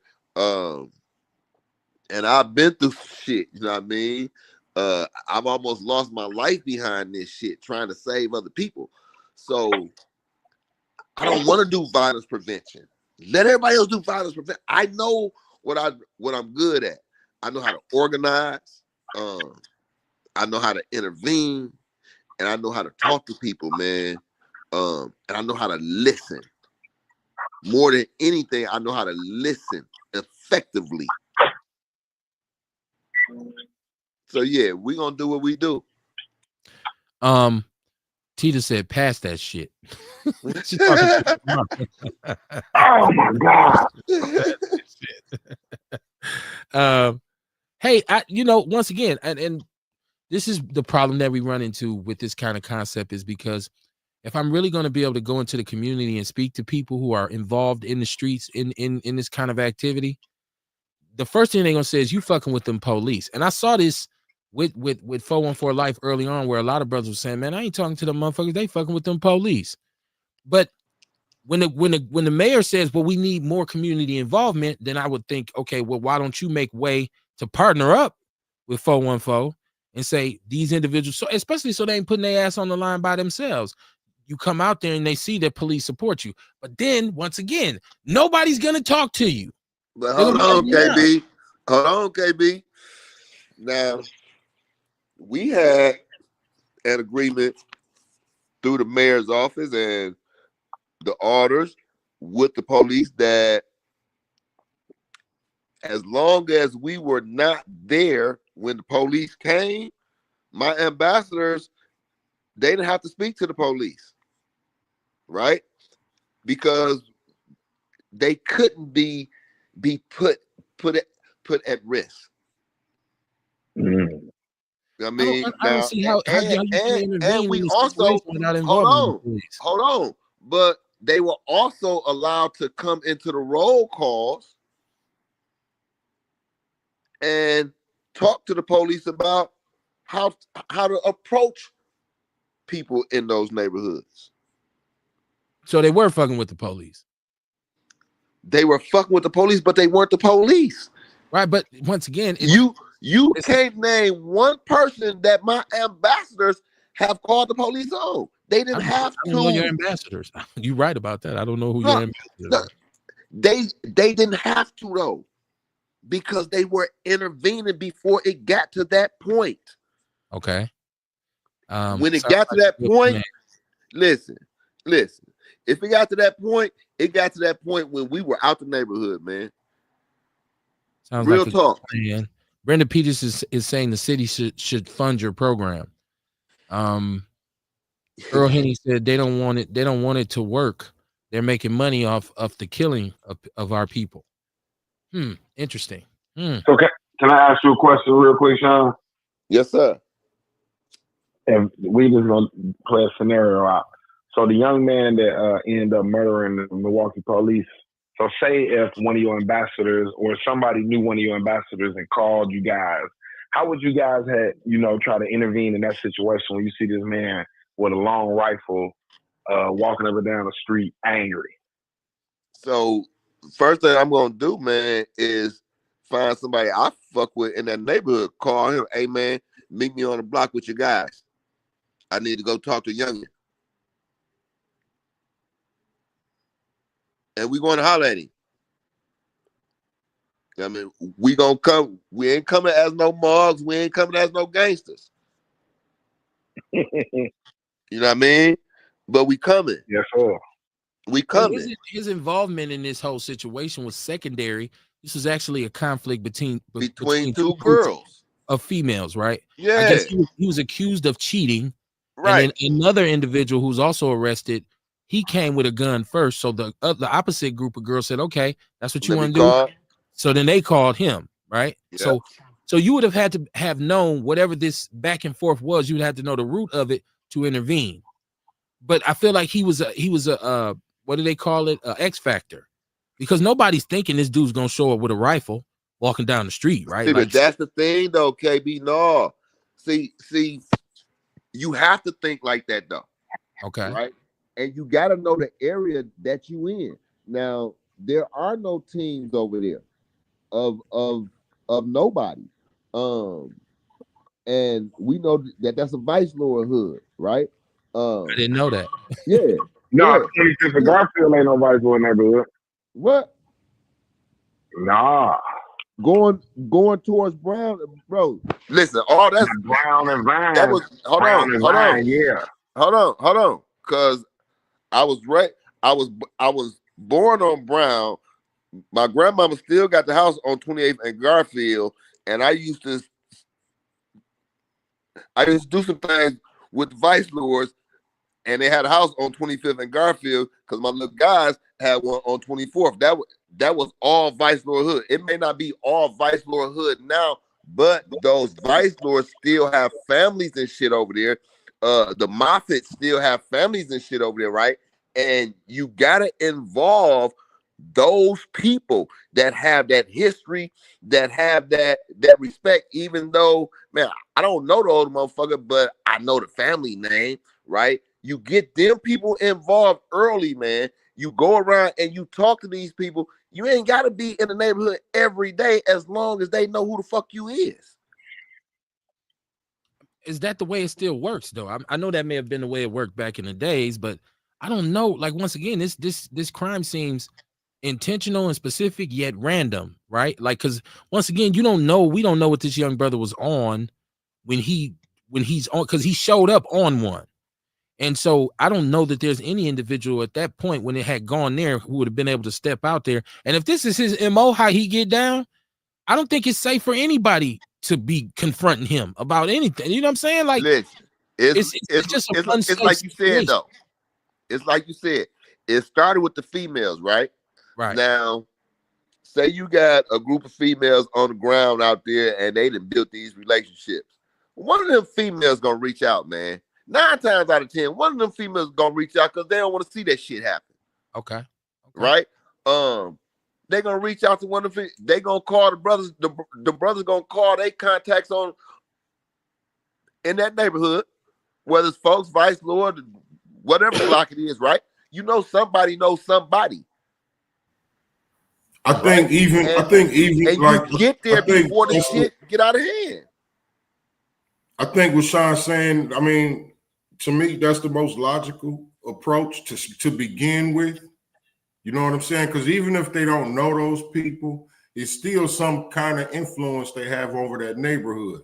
It's probably some more people they could call on and, hey, pull up with us. You know what I'm saying? And then Sean can jump out and they can help make it safe enough for him to come and try to talk to the brother. The ambassador. Exactly. You know what I'm saying? Or the ambassador or whoever it is. You know what I'm saying? But because they didn't build that relationship. That would be the right one because he's talking about families that's been embedded neighborhood for a long time. Y'all seen the news, man. Y'all seen all them people. They know all the saying, people who've been embedded in that neighborhood already. Man, listen, man, this shit is not like some Russian fucking science, right? It's not, bro. It's, well, for some people it may be it because you when it's you not that simple. It's but, not that but simple, Yeah, you a motherfucker, bro. this shit is you know, complicated. You gotta know little Ray Ray and little Toot Toot and Big Yaya and the Mafia. thing, I don't know all man. these. Listen, man. This That's shit like is Kamar, right? I'm gonna take me and Kamar and I'm gonna use Vince Tony, right? Just because I can and can't no motherfucker stop me. And that's your home. But fuck him. But say that there's a situation, right? And the three of us get called to this situation at separate times. Same situation though, right? Our approach is gonna be different. Me and Kamar gonna talk the same fucking language though. We gonna talk so that they understand us, and we're gonna listen so that we understand them. But little buddy, little homie, right? He might show up with a sign and some motherfucking pick'em sticks, right? And talk about how they need to clean up the neighborhood. And let's get you some jobs, clean up the neighborhood. Hold on, man. I'm getting money on this motherfucking block. Stay focused, man. Stay focused, man. Stop doing that shit, man. I'm telling you how the conversation gonna go. Whereas I'm not even gonna talk about what they doing on the corner. Let me ask you a serious question though. Okay. It does take, for people who are going to do this, and I think everybody can agree with me on this one, it takes some training. Like de-escalation is not easy, right? Like it's not just conflict mediation. Like these are skills you got to really develop. Like you talked about people who are able to communicate with people and not in this super intellectual way. Like I'm gonna come out here and be this scholar. I got to be able to talk turkey to you. Like I say, use the words. I got to be able to say, hold on, man. Like de-escalation is just that. And everybody can't do it. It's because some people will fuck the whole thing up. So like training, how would you, do you have a curriculum that people can get trained on before they even go out there on the, and you know, I wouldn't just throw nobody into these communities and say, I just go. That's what we were doing with the safe zones. We built a curriculum and we brought in other trainers. Okay. And we told them what we expected, right? Knowing where you come from. This what I want you to train them on. Right? Real life fucking shit. Ain't no bullshit coming out them books, man, that some college then wrote or somebody from some other city. And that's where we get messed up at. We think because it worked over here, it's gonna work in Milwaukee. It doesn't work like that. When you think that there is a scholarly portion, because like if you have to understand the DSM, right? Because you're going to be dealing with people who have severe mental health issues, chemical dependency issues, you know, impulse control. Like, so you have to be able to see these. And if you get, like, say you talk to a kid's parent or somebody and they say, hey, I need help. My son, he suffers from ADHD and he has all these he's been diagnosed, right? But he won't take his medication. So anytime you deal with that individual, you got to recognize the sign of him or her being triggered. That requires training. That requires some sort of scholarly approach. Yeah, the book don't teach you Fifth and Vine, right? But if you learn these kind of mental health issues, you can diagnose, and that keeps everybody safe. So I can say Kamar might be like, no, man, I want to talk to him right now. Not ever saying that he would, but I might be like, hold on, Kamar, we got to give him some time because right now I can tell he's triggered. You know, he suffers from, he's bipolar, right? He's hold on, no. See, hold on. Let's get into that too, because they only talk about 6, 7, 8, 9 disorders, whatever, right? There's hundreds of disorders that aren't being diagnosed, and people are being misdiagnosed and given medication that they may not need. It is some science to this shit. It is. Have you ever read the DSM? I had to use the DSM. So you got to read it. It's not just 8 or 9. It's like, it's like 200. I'm not saying that, right? I think it helps if you know all that stuff. I think it helps if you know all stuff, but then you also a person who can connect with the community who can communicate with the community, who could talk like they can understand them. You know what I mean? And see, and that's the thing about where Sean come in at. You see, being able to speak their language. You know what I'm saying? So they can understand you, and you can understand them already because you're from that. You're of that. You know what I'm saying? Like you can't just drop a scholar in the middle of the hood and there's something going on. You know what I mean? You got to be the type of brother that can understand or can feel the temperature. You know that's what why I'm I said some scholarly approach. I wouldn't drop a little Norbert in the middle. I'm just saying it's got to be a mixture in a person. Like you got to know some of this stuff. You got to know some of this. Then at the same time, you know what I mean? You got to be up. So I ain't saying nobody wrong or nobody right. I'm just saying it's got to be a mixture of both. So if I'm Sean and I'm hiring people, I'm looking for a certain kind of individual, right? Because I have you real recognize real. So I'm going to look for people who I say, hey man, I think you're qualified, right? But I want to get you certified in some things because proper preparation prevents poor performance. Yes, so sir. You are of the turf. You've been there. You've done that, but you got capacity. So I'm gonna say, let me get you some certifications, not because it looks good in a picture frame, but it does increase your knowledge base. You become even that more efficient, that much better, and you can add it to a beautiful marriage is a person who knows books and the streets. Yes, that is a beautiful combination. I don't need to know no books. I live in the hood. Bullshit, you don't, because you get arrested by police and you don't know the law. You finna get fucked over. So you have to, sooner or later, some of us gonna have to read something. And I think a lot of brothers who from that, they take pride in that. Like, nah, man, I'm actually like sharpening my blade. This makes me even better. Like I went through a de-escalation training and you be like, damn, I never thought about it like that. And you can mix that with some street shit and say, nah, man, I know how to de-escalate. I'm gonna play both. I'm gonna play the instrument to both of them so that they can get that we can get out of here with a win-win. So yeah, I know it ain't all about training, but I think anybody who goes into our community needs some sort of training for something. You need something. Like even that's why it's so with our police, it's like so important. And I don't know how much community training they have on how to really interact with people. And that's it, man. That's it. They don't. They don't have the information. They don't have the mental information that you was just talking about. Listen, they should. Man. They should, yeah. They should. They finna be dealing with it. They should. I'm just saying they don't have. A lot of the time, the police ain't no motherfucking guidance counselors, is it? You said what, dear? The police ain't no guidance counselors neither. That's so not they don't need. That's not their job. You know that they need to come in there and be empathetic to a motherfucker that's got these issues and shit like that. You know what I'm saying? You don't think they should be able to tell? You don't think they should be able to diagnose shit? Yeah, you better know when that's what I'm saying. They should be able to diagnose that. See, that was the problem. That was the problem with Trey Hamilton. And within my program, right?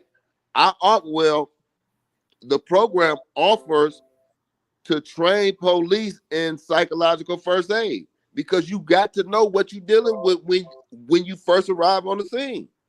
Mm-hmm. You know what I mean? This is what the ambassadors were teaching in a way. I got in the books and did me some edX classes and shit so I could write my own shit up. edX? What is edX? You listen to TED Talks? I do. I listen to TED Talks too. What is TED Talks? I ain't never heard of that. TED Talks are a series of people who are scholars or intellectuals or innovators or somebody who's come with some kind of groundbreaking or pioneering concepts. And a lot of times it might be dealing with people who have autism or it could be a bunch of different things, but they're basically like informational sessions where you can sit and listen at this person and they become an expert in the field and you kind of get a perspective of, like I said, I know the block. Let me season the meat a little bit, no Diddy, and add some bells and whistles to it. So TED Talks are a lot of times you hear people's stories and you get inspired by them and say, oh, wow, this person was facing this or that. And they came up with this. They may have written a book or started a business and they just took off. And they'll say, no, it started. I couldn't walk. I was dealing with MS. Or it could be, it's so many TED Talks. Google it. Go on Yeah. YouTube. Oh, okay. TED Talks. Yeah. It's a lot of Yeah. them. And you're gonna find one you want to hear because it's a lot of different ones. So well, this is Earl Henning. He said a lot of our people are so far gone and they need to be eating jail food. Sorry. Okay. Mama Jenkins said at this point, these people are all labeled as a candidate for mental illness. This is a call for Sean and his group to be trained to intervene. These are different times, but it can be done. Kerry Walker Jones, how you doing? How you doing? How everybody doing out there? If y'all want to get in the conversation, y'all know y'all can call. Y'all don't have to just chat. She says mental health is definitely the problem, and post-traumatic stress from childhood trauma is the root. Earl Henning said, sorry, but some people are too far gone, my brothers. He's reiterating his point. He dying on that island. See, hold on, KB, hold on, because I gotta hold on. You can't say that, bro, because I was one of them people that people gave up on. I was gone. I've had people come up to me now and tell me, man, I used to be scared to death of you. And I didn't know what type of person I was. You know what I mean? You can never just throw a person away. Yeah, do some of these motherfuckers need to go to jail now. Shit. Lock his ass up. Yeah, they need to go to jail. But they may find out who they are while they in jail.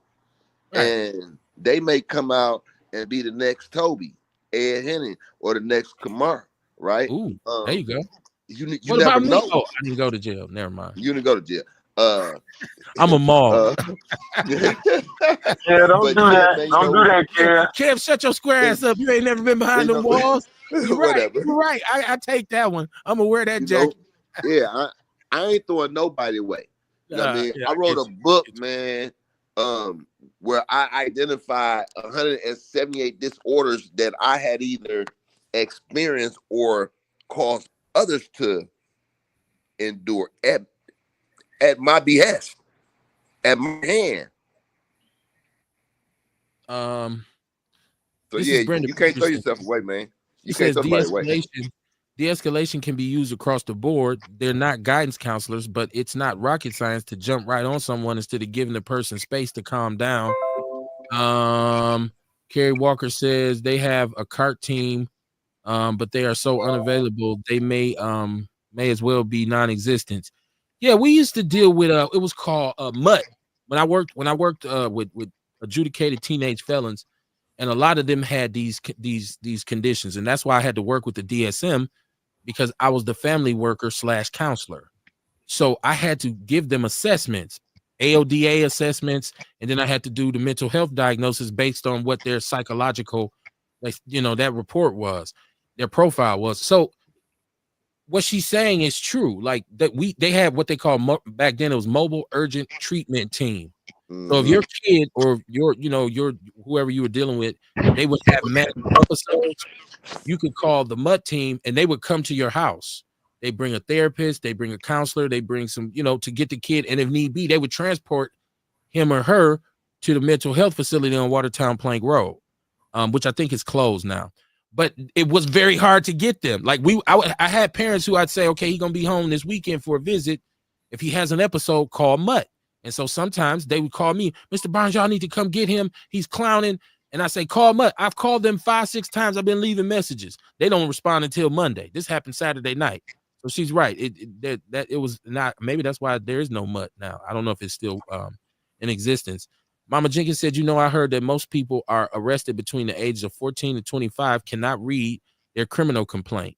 This is a serious problem. Yeah, if you in there and that's what I'm saying, brothers in the streets who spurn knowledge, who think, okay, I don't need to take in anything else except for this block. That's all I need to do. I think having a little knowledge about something make you a little bit more better survivor. Like you'll be more keen to things. And if you know the law, like, okay, I got to know what possession is versus intent to deliver and what's state and what's fed and what's like, you have to know something. Don't be Matlock, but know something. At least be able to read your arrest report. Like, can you read this for me? That's pretty sad. He said, this ain't scientific data, right?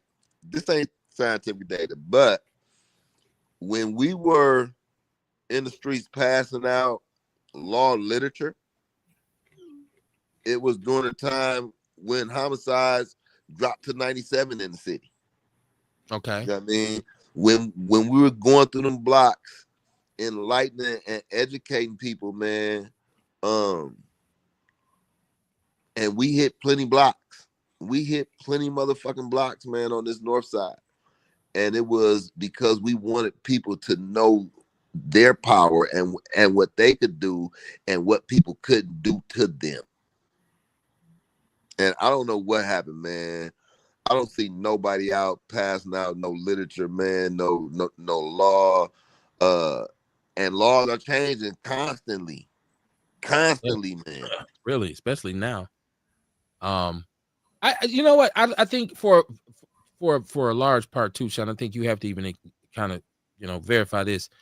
When you were doing that at that point, the city was a lot more active in terms of grassroots organizing because there was a lot more activism going on. Well, like not just protests. Hold on. Not just protests. Grassroots activism, not grassroots organizing, because there were only a few real organizers, and 2 on here right now. Well, I did, but for Safe and Sound, we did community organizing. That's what I'm saying. You know how to organize. It was a lot more then. Like DC was 16 running around. Like you would run into people in the community, like, hey man, what y'all doing out here? Hey man, we out here giving out these flyers, national night out, all that kind of shit. That's what I'm saying. We all know each other. All of us who have worked out here. You say, hey man, how you doing, man? See you in a minute. So it seems like that's gone away. Damn, who on the run? Somebody at the police. I'm downtown. Again, I thought you beat them charges. No, I'm saying it was a lot more going on. I'm on your show because I did. All of that stuff has died out. Even remember when there was how many was it? 275 days of protests, and you had all this different activism around 2015, 16, 17. Man, you can walk, you can see people every block you go on. You're gonna see somebody doing something. And I'm not out there now, so I don't know if it's still that way. Y'all gonna say I'm petty. Y'all gonna say I'm petty. And you are. But, it was 275 days of walking around because nothing was gotten out of that. You don't respect the effort? I do respect the effort. However, what did the effort bring about? And that's what I'm talking about. There was no real organizing going on because you don't organize just to make some noise. You organize going after a target, going after a win, going after something, right? That didn't happen. When we was out there, at least we got the police fired. We would have got him locked up, but they went with the mental illness shit, and that threw everything off. But you have to have an end to what you're doing. You can't just do this and then say, okay, it's over with. What the fuck did we get? You know what I think? I think that one organizer who was popping back did it was named Frank. Frank Nitty? Like, Frank Nitty? I forgot. He ain't no damn organizer. He was a manipulator. And listen, and that's the point I'm getting at. Okay. I think motherfuckers like him took a lot of air out of the movie. He did. Shit. You know what I'm saying? Or whatever it was, like, cause see that momentum. It was the momentum that was the momentum was powerful, right? It was very powerful. Even if you could have kept that momentum going and also turned into a vote type of thing. It could turn into all type of stuff as long as you could keep that momentum going. So it's important to have a leader that's really for the demonstration that we fighting for. You know what I'm saying? I was so disappointed in her, man. We don't even hear from him no more. He hit it. He's not in Milwaukee. No. He better not come back to Milwaukee. Mama Jenkins said, KB, I worked with that group when I was on the ground. No, Sean, y'all hit all blocks and a lot of funerals. Earl Henning says, block grant money. The CDBG is there. Maybe we should audit them and say, what are you doing with the CDBG money? Nobody thinks about that. Kerry Walker Jones said, oh, hell no, not Nitty. Sarita Shaw said he took the trust away from the people. Mama Jenkins said grassroots was the best way to reach out to people. You organize to complete and bring a solution. So so listen, I can tell y'all at that point though, there was a lot of social media grandstanding. Okay. Yeah. There was a lot of cash app availability, right? Yeah. There was a lot of, it did become a super slick hustle because a lot of people played off the heartstrings of liberal funders and were able to get some grants and get some money. I'm not here because I don't know what's in a man's heart, so I can never, because sometimes you got to be careful what you wish for. So you jump out here and you think you finna do something, and it's so many different variables, you get torn apart. But there were some people who were left of the line in terms of their real deep commitment. You know what I'm saying? So, but they went through that, the leadership, like the one young brother, he's in prison right now. Yeah, like so, and that shakes people's faith. Then they came with the jumble up on the brother Vaughn. Like at one point, they launched an assault back. Like yeah, we ain't finna just let y'all be up here on y'all getting press and shit. Y'all Panthers walking up. But think of hold on. Let me interject because and you said some that's key, right? It was a lot of internet organizing and searching for titles and popularity, right? Bro, we ran up in the police station and shut the police station down for 7 hours. First district, right? And we didn't ask for no money. Never, bro. I was so disappointed because I'm watching this and they had the momentum. But you wasn't on Facebook Live either when you was doing it. You didn't go live? No, hell no, because I don't want you to see us coming. You know what I mean? We not coming to play basketball. I want to mess with your money. I want you to use your resources. You have to talk to me. We're gonna have a conversation, or we're gonna use up every resource you have because you don't know what we're going to do. I watched the Revolutionary Panthers come here from out of town, led by a dude who nobody to this day even still don't know who this dude was. Come here, put assault rifles, shotguns, all kinds of stuff in the hands of people, no real firearm training, and do a protest through the city. And we original Black Panthers from Milwaukee in the spirit of Michael McGee Sr., they was against us because we wasn't walking around with machine guns. I said machine guns. Am I old? I mean assault rifles. So I'm just saying there was a lot of people drawn to this city to try to jump on this wave, to jump on that wave. And I think it did disillusion people. It did. And then you see the march that Brother Frank did, in which they weren't prepared because when they got to Pennsylvania, white man opened fire, right? And the one brother who did the shooting, who ended up firing on the cop, obviously was traumatized behind it. I want to speak to. He got shot in the face. What was his name? I can't remember. He used to always inbox me and be like, yo, I want to come on and tell what happened. And I'd be like, cool. But he didn't want to do, he was like, I don't want no camera though. I don't want to be on screen. And I used to be like, no, it's cool. You can still come on. But I was never able to get him on. And then women came back saying they were sexually assaulted. People was talking about how much money. Brothers was caught on, I guess, lacking with their bank rolls out. Brother go to a protest and then speed off to in the brand new truck to the strip club. People are saying, see, that's some bullshit. This is why that spirit. Motherfuckers was saying they ain't had nowhere to stay when they got there. Yep. No rooms and shit. Well, no organizing going on. Yeah. Right. It was, and it wasn't a lot of listen, you had a lot of young women, man, that were following because they were passionate about this. They wanted to see some change. They were involved, right? A lot of activism. But dog, it was a lot of activity going on from the men in that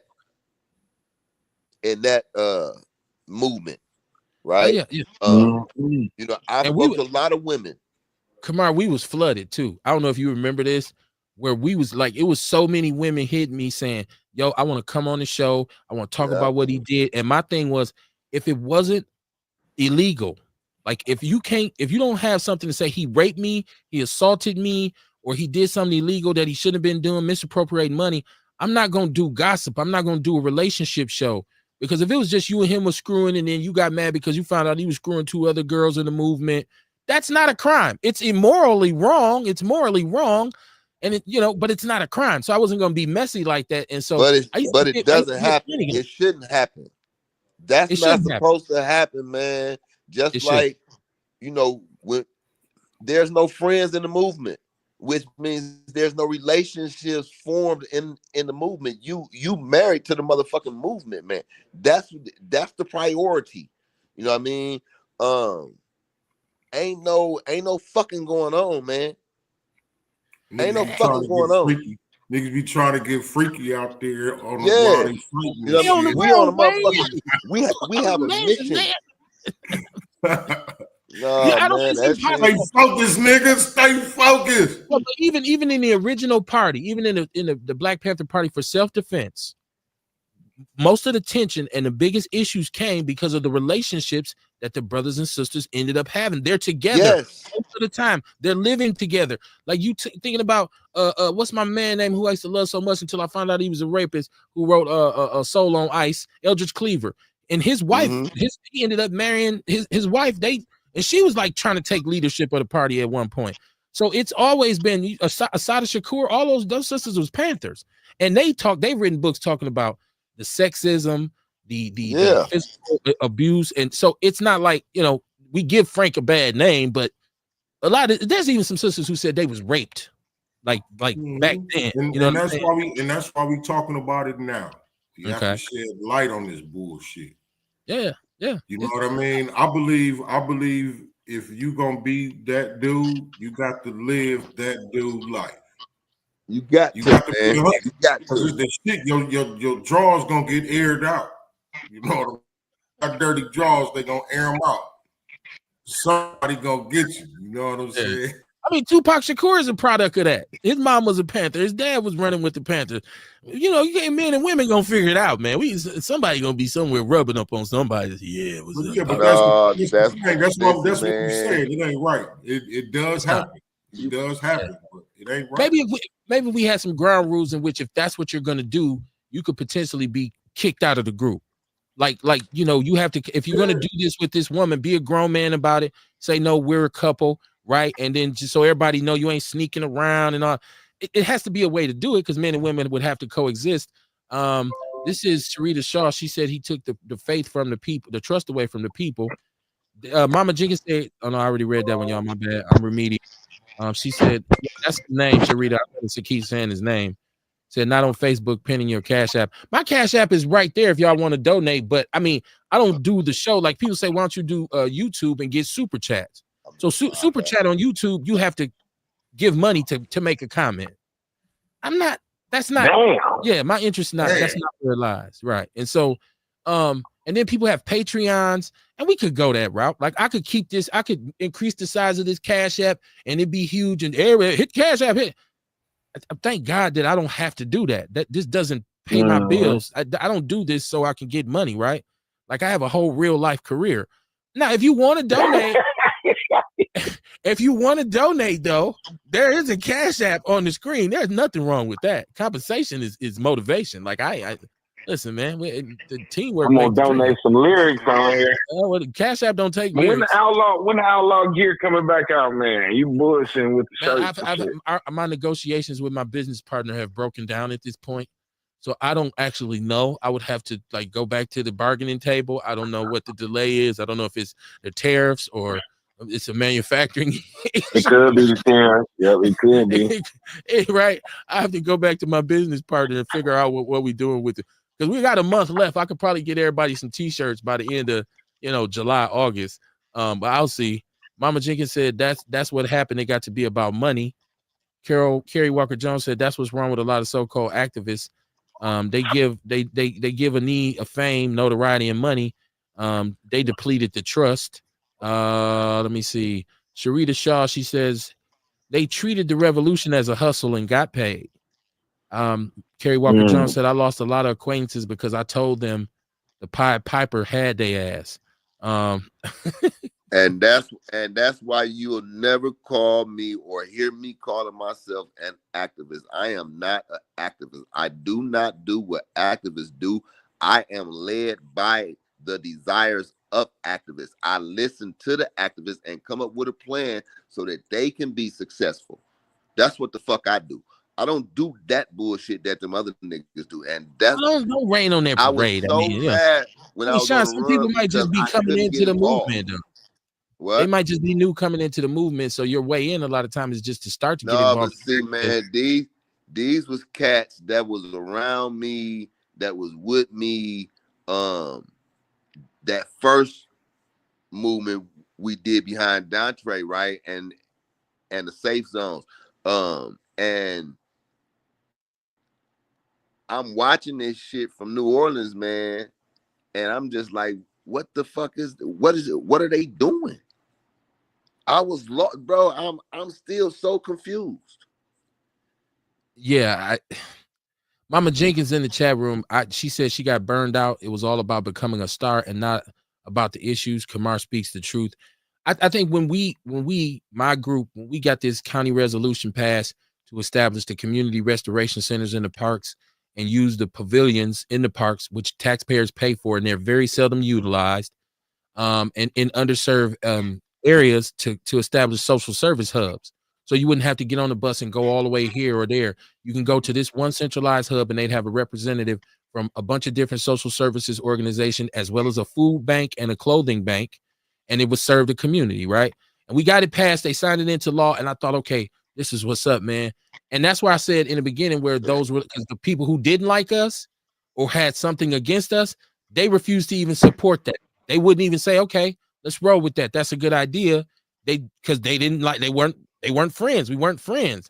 And so that's what I'm saying. When you get together with these people, a lot of times it'd be like a waste of time, because in their mind, all they thinking is ain't nobody fucking with y'all.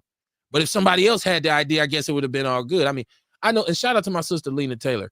And I really was so excited when we got this passed, and I went right to her and said, look, this would, and she had a whole different plan that she was trying to do through MPS. She didn't even look at what she was like, no, but look at this though. I was like, okay. So I'm like Mama Jenkins. I was like, you know what? I'm cool. I spent a lot of time talking to Supervisor Wyshawn, planning. We had the resource fair. We walked through North Line, and that whole area. We blanketed with flyers, everything. People didn't join in with us, except for the Muslim brothers who own that center over there on Hampton. It used to be the hardware store. Now it's like a community center. I forget what the name of it. They showed up big time for us. They sent all kinds of people. They sent food. Like we was giving away these giant food baskets on the spot. So they supported, but a lot of other places didn't. I think we was able to get a few public agencies there, but a lot of people just like, nah. And it was just because we didn't network with them. Sharita Saw said, that's different, Kevin. Which one's different? She said they went live just to expose their Cash App. Oh, okay. So that's different from it just being on the bottom of mine, which is still there if you want to give to it.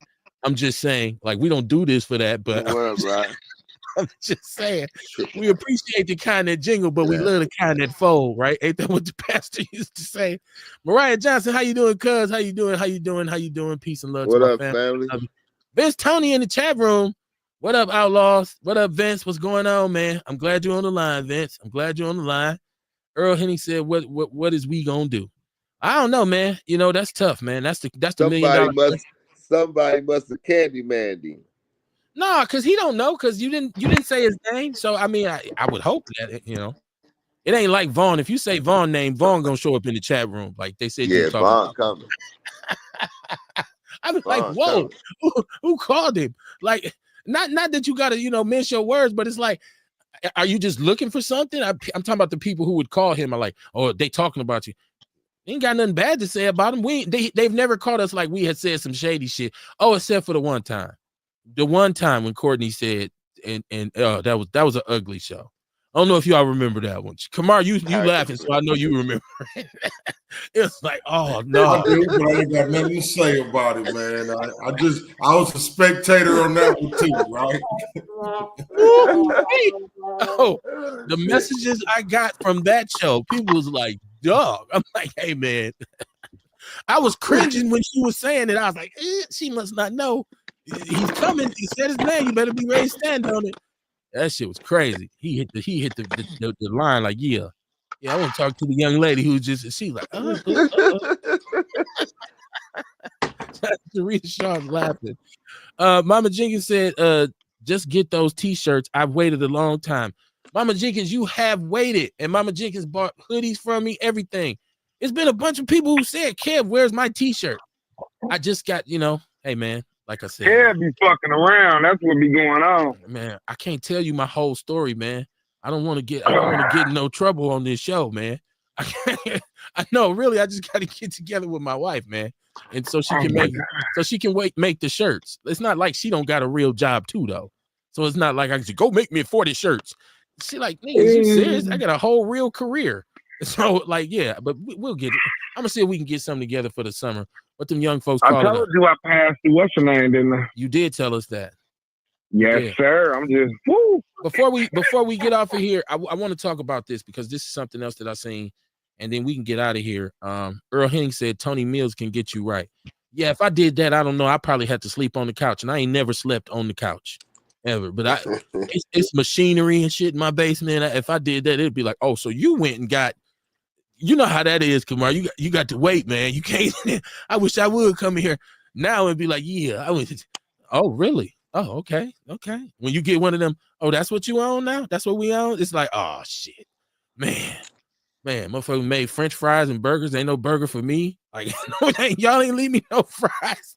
You go get you some fries. You know where to get everything. Yeah, you're resourceful. Like, God damn, baby, I'm sorry. No, I seen this. This is interesting because, you know, Pick and Save announced the closure of their stores, some stores, one of which, you know, is on I said it wrong last time, 35th and North Avenue. Correct me if I'm right, y'all. 35th, 34th and Meineke, but it's the same. It's not okay. I thought it was North Avenue. Yeah, it is Meineke technically. I round up. It's right on 35th Street, man. Right, I'll say it's North. Not on 35th Street. The parking lot on 35th. Wow. Okay. Well, 34th and a half Street, wherever it is. Now, that has been one of the most ratchet pick and saves. Look, I have to be honest about my people. That is a pick and save that if I have any other choice, I've driven by it. Like, I'm not going in there. I'm just not. And it's obviously been a central thing in the community because that was their source for a lot of like food, like their access to fresh produce, vegetables, fruit. Here's a chance for you to at least try to put your table together a little bit and stop putting Flaming Hots and pizza pockets and all this kind of shit on your table, right? But they're closing. And so the argument I seen on social media today was not of people because they're having meetings. The community is up in arms. They're like, this is a huge loss. Like, you know, the economic impact of it, this big vacant building's going to be here. Jobs are going. But then I seen the other people saying, well, if y'all value it so much, why the fuck y'all keep stealing from it? Like they're saying that the reason the store is closing because the profits is down because of their problem with theft. So it's one of the things where you look at black people, and I ask the same question, same thing with Walmart in Midtown. You know, why didn't we patronize Midtown like we should have, as opposed to stealing and doing all kinds of crazy shit in the parking lot? And then because we didn't feel like it was ours. Okay. Because we didn't feel like we had any ownership. That we were vested. Yeah. And you weren't, but that's where you bought your food from. Yeah, you didn't own it, but it was a good thing to I want to go get me some ground beef or some chicken, or, you know, we love chicken. They had fruit, they had vegetables, they had a bunch of stuff. Baby need milk, baby need whatever. You could just go there and get it, and you don't have to worry about inflated Arab store prices because they buy in bulk, so you get it costs the consumer less. But instead, you run them in the ground. Now you go to Habib them and get your. I can't stand to see somebody buy lunch meat from a corner store. I'm like, you gonna buy that old ass bologna? Like, it's crazy, right? And it's probably gonna be $12 a pound. So, black people, this is leaving now. Lena's is gone, man. Wouldn't it be beautiful if we still had now the black grocers over there on Sherman? What if they could get some kind of support from the community and go over there and buy that store, that Pick and Save, and turn that into the black grocery store? Wouldn't that be beautiful? But that it would require some investment for people to come in and say, no, we got to back to play. But my mind just get to thinking like that. And then if we did do that, would they have the same issue with that? Like, man, you really talking too much right now. Thievery, though. You think it's a misconception on the thievery? Okay. Yeah, man. That's the first thing they always talk about is like the loss and theft. And like, you know, they was talking about that too earlier. You know, it'd be a lot of inside thefts and things like that. Mm-hmm. But it's just the thing, though, that, you know, it's not profitable. It's not the fact that people that stealing is just not making the profit margin that it should. The thievery is covered by insurance loss not and true. prevention. No. You have to hire security. My girl work at Walgreens. You got to hire security. She been a manager. Yeah, she been a manager at Walgreens for 24 years. And if a motherfucker walks break something, they write that off. You know what I'm saying? You have to hire security. You have to hire security, Dion. You have to hire security. What? The more incidents you have, the more you have to buy. You don't know that they have security guards at the store? I don't go to that Walmart, but I don't go to that Pick and Save, but I went to the Pick and Save Midtown and then I seen security guards. So I guess they got security guards. And my thing is like all that shit is written it's a write-off. Like food is spoiled. So they know they have a certain thing where they know they're gonna lose so much. You know what I'm saying? That's what they want to blame it on. You know what I'm saying? That's just like saying everybody in Milwaukee killers. They all the shooting in Milwaukee. You know what I'm saying? They always trying to. They always trying to blame some shit and make it seem like, oh, because it's in this neighborhood and blah blah blah. But what happened when it's out there in certain other neighborhoods is not ethnically, you know what I'm saying, diverse? Is they stealing out there too? You know what I'm saying? So I don't think they steal as much. I don't think they steal as much out of Metro Market.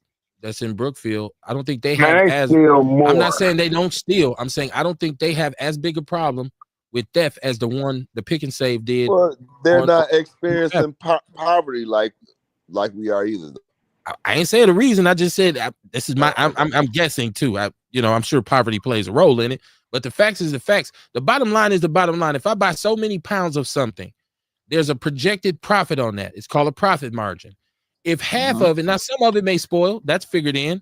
Some of it might not sell, that's figured in. But if some of it's just stolen and missing and it never accounted for and we never make a profit off of it, that's bound to affect your bottom line.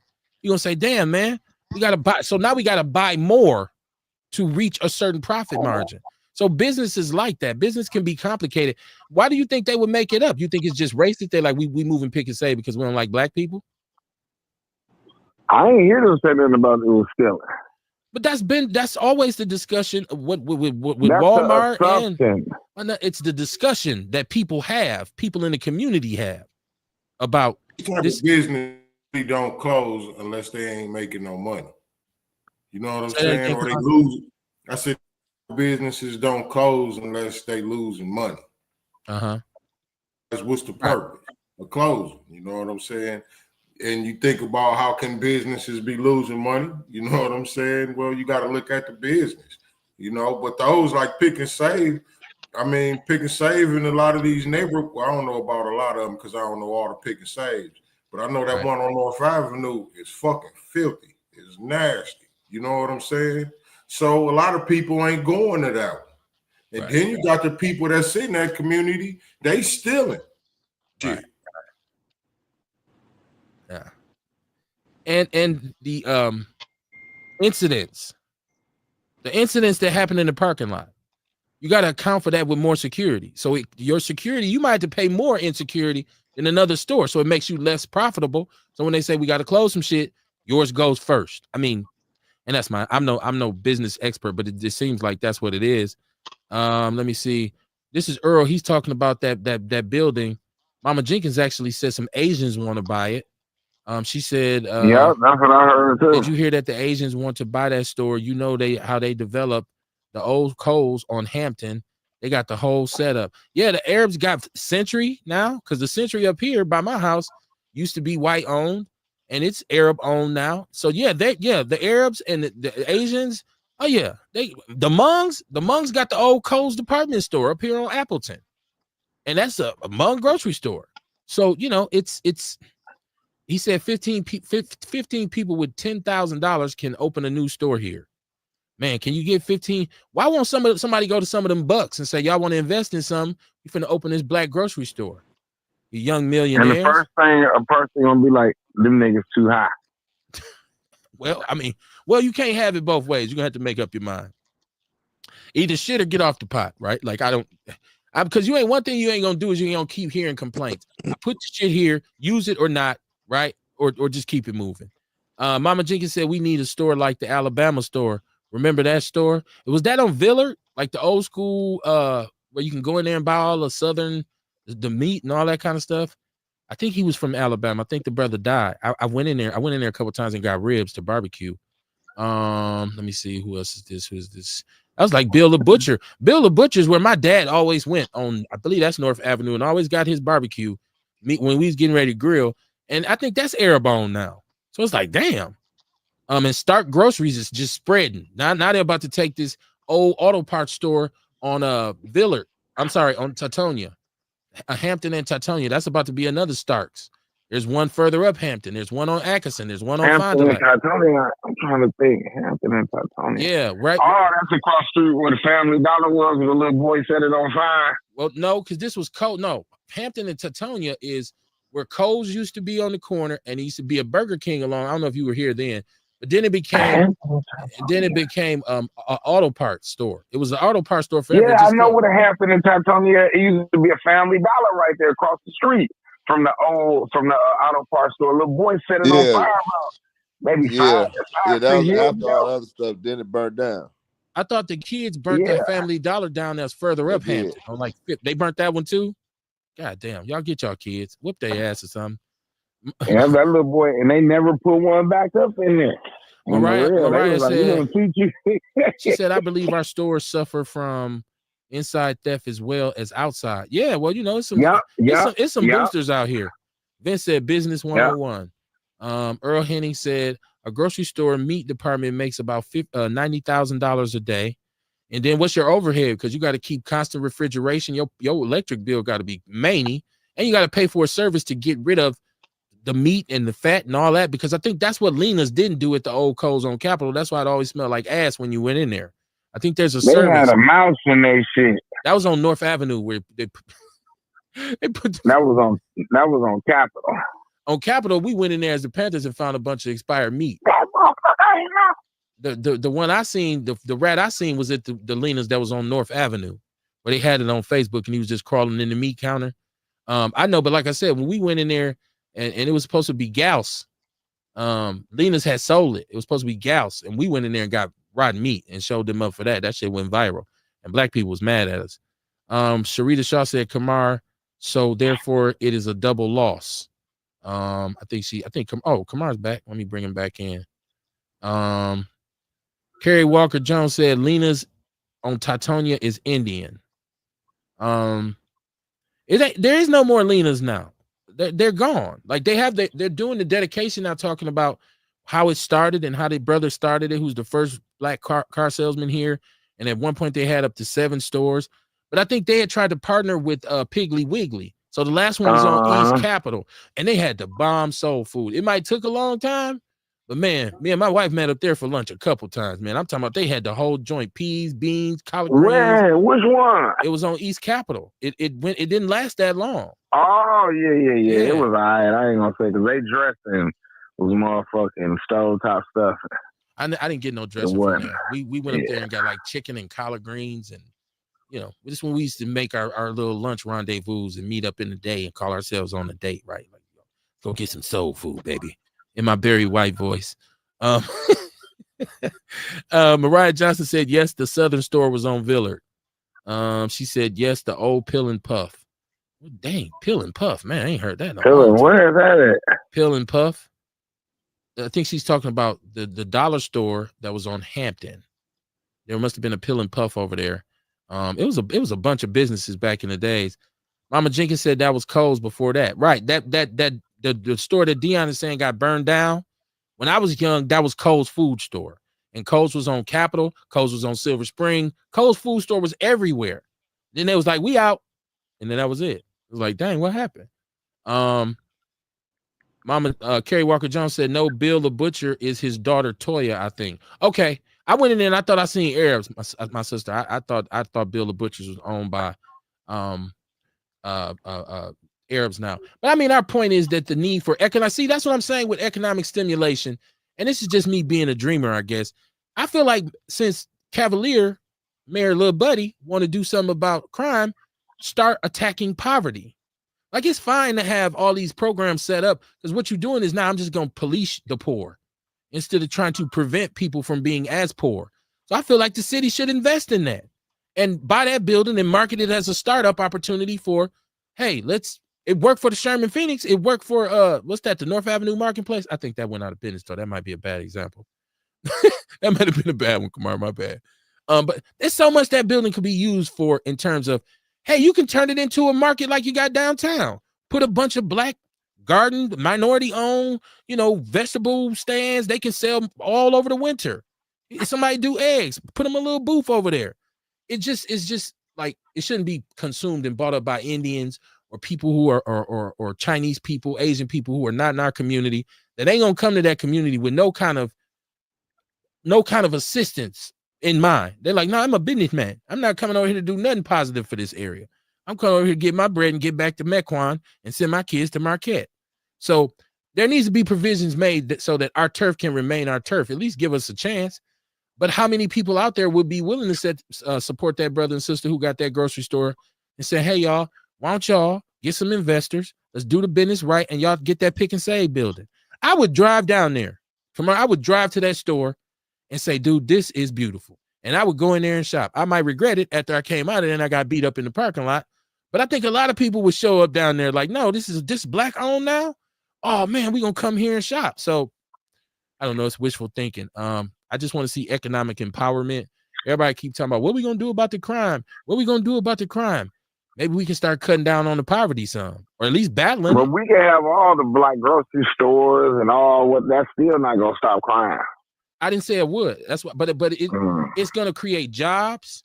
It's gonna create economic development. It's gonna create a black business that could potentially become bigger than that. You never know. They do well for 2 years. They can do the same thing on another part of the city that's deeply affected by crime and the poverty. Next thing you know, you got a network of huge black grocers who can become wholesalers. And you got a black wholesale company. So if I'm a small grocery store, I got a black organization I can go to, and I won't get the shaft when I'm trying to open my store. See how they still ain't got no black toilet tissue companies that we gotta search around for. Well, it's black out there, but I guess it's hard to find. Remember, we looked that up. There's a black toilet paper. There is one. I ain't bought no toilet paper from. Toothbrush companies. I want a company to make comforters and sheets. It's just hard just to buy black, shit. Even in Africa, shit, Hell, it's hard to buy white because the prices of shit so high. I mean, ain't no easy way around it. It's Taiwan. Yeah, when until your boy get done with them goddamn tariffs, and your ass be paying $12 for a roll of toilet paper, then you be looking for some black people with some toilet paper. Talk about that's a good thing when you talk about Trump. So now listen, it's getting late. I gotta get up. I love you niggas. Sean, long time I hear from, man. I'm glad you out there. Love my dude. Community. You stay safe. I don't know when you don't want that dog, just call me. Be like, hey, bro, I don't want the dog no more. And you come have it, and I gladly come pick it up. Tomorrow, I'll probably come see you and give me a smoothie, maybe after work tomorrow. Depends how I feel. Kev, you be strong and you stay real. I love y'all. Outlaw family, y'all be safe. Hopefully, there don't be no homicides this weekend or no violence.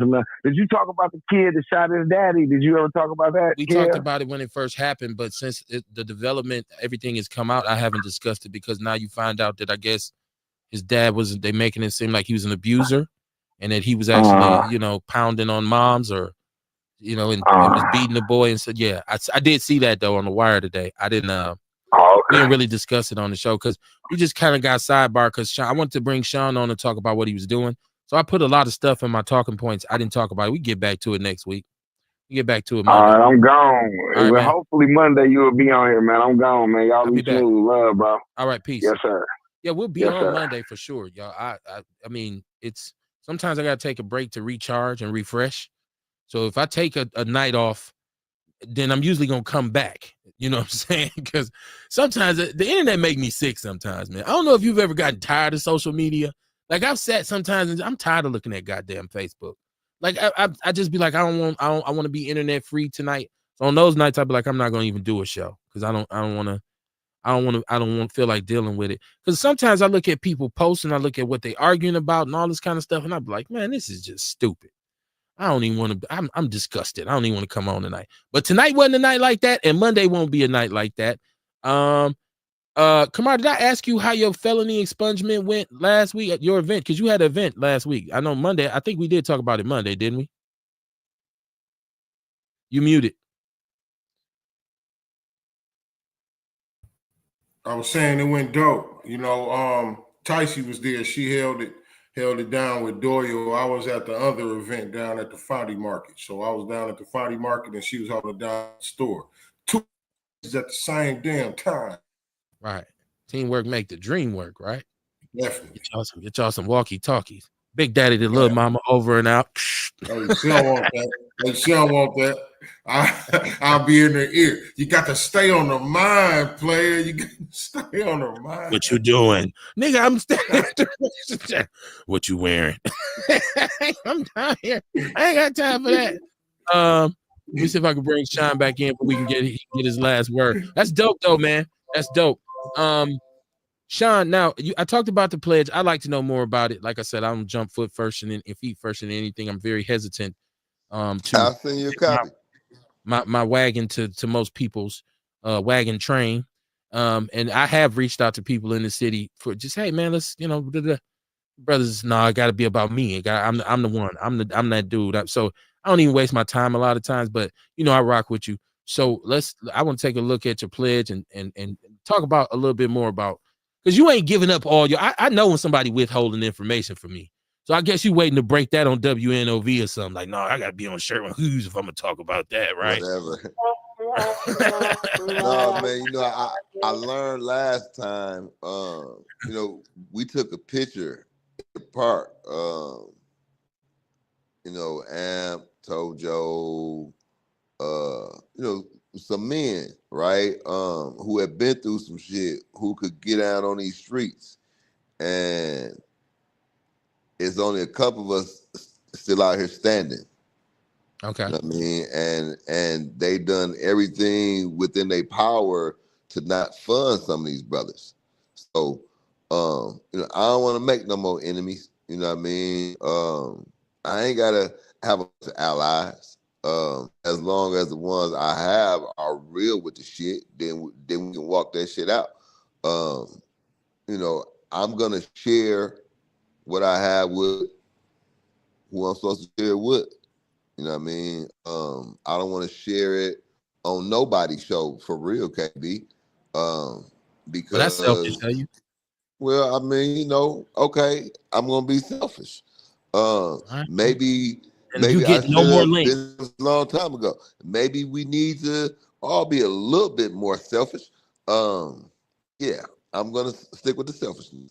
Yeah, well, I'm not sending you no more links then. I'm finna be selfish too. I didn't have to bring your ass here to talk about it tonight. You gonna act funny. No, man, like I said, I'm gonna make my rounds. I'm gonna make my rounds. And yeah, if it's somebody want to be a part of, hey, my number is on the bottom of the pledge. You can call that number and reach me. If I don't answer that phone, I'm gonna call you back within an hour or so, right? Unless you catch me at a bad time, then somebody else will call you back. But you will be contacted. And shit, if it's just to talk about what's on your mind and what you want to contribute.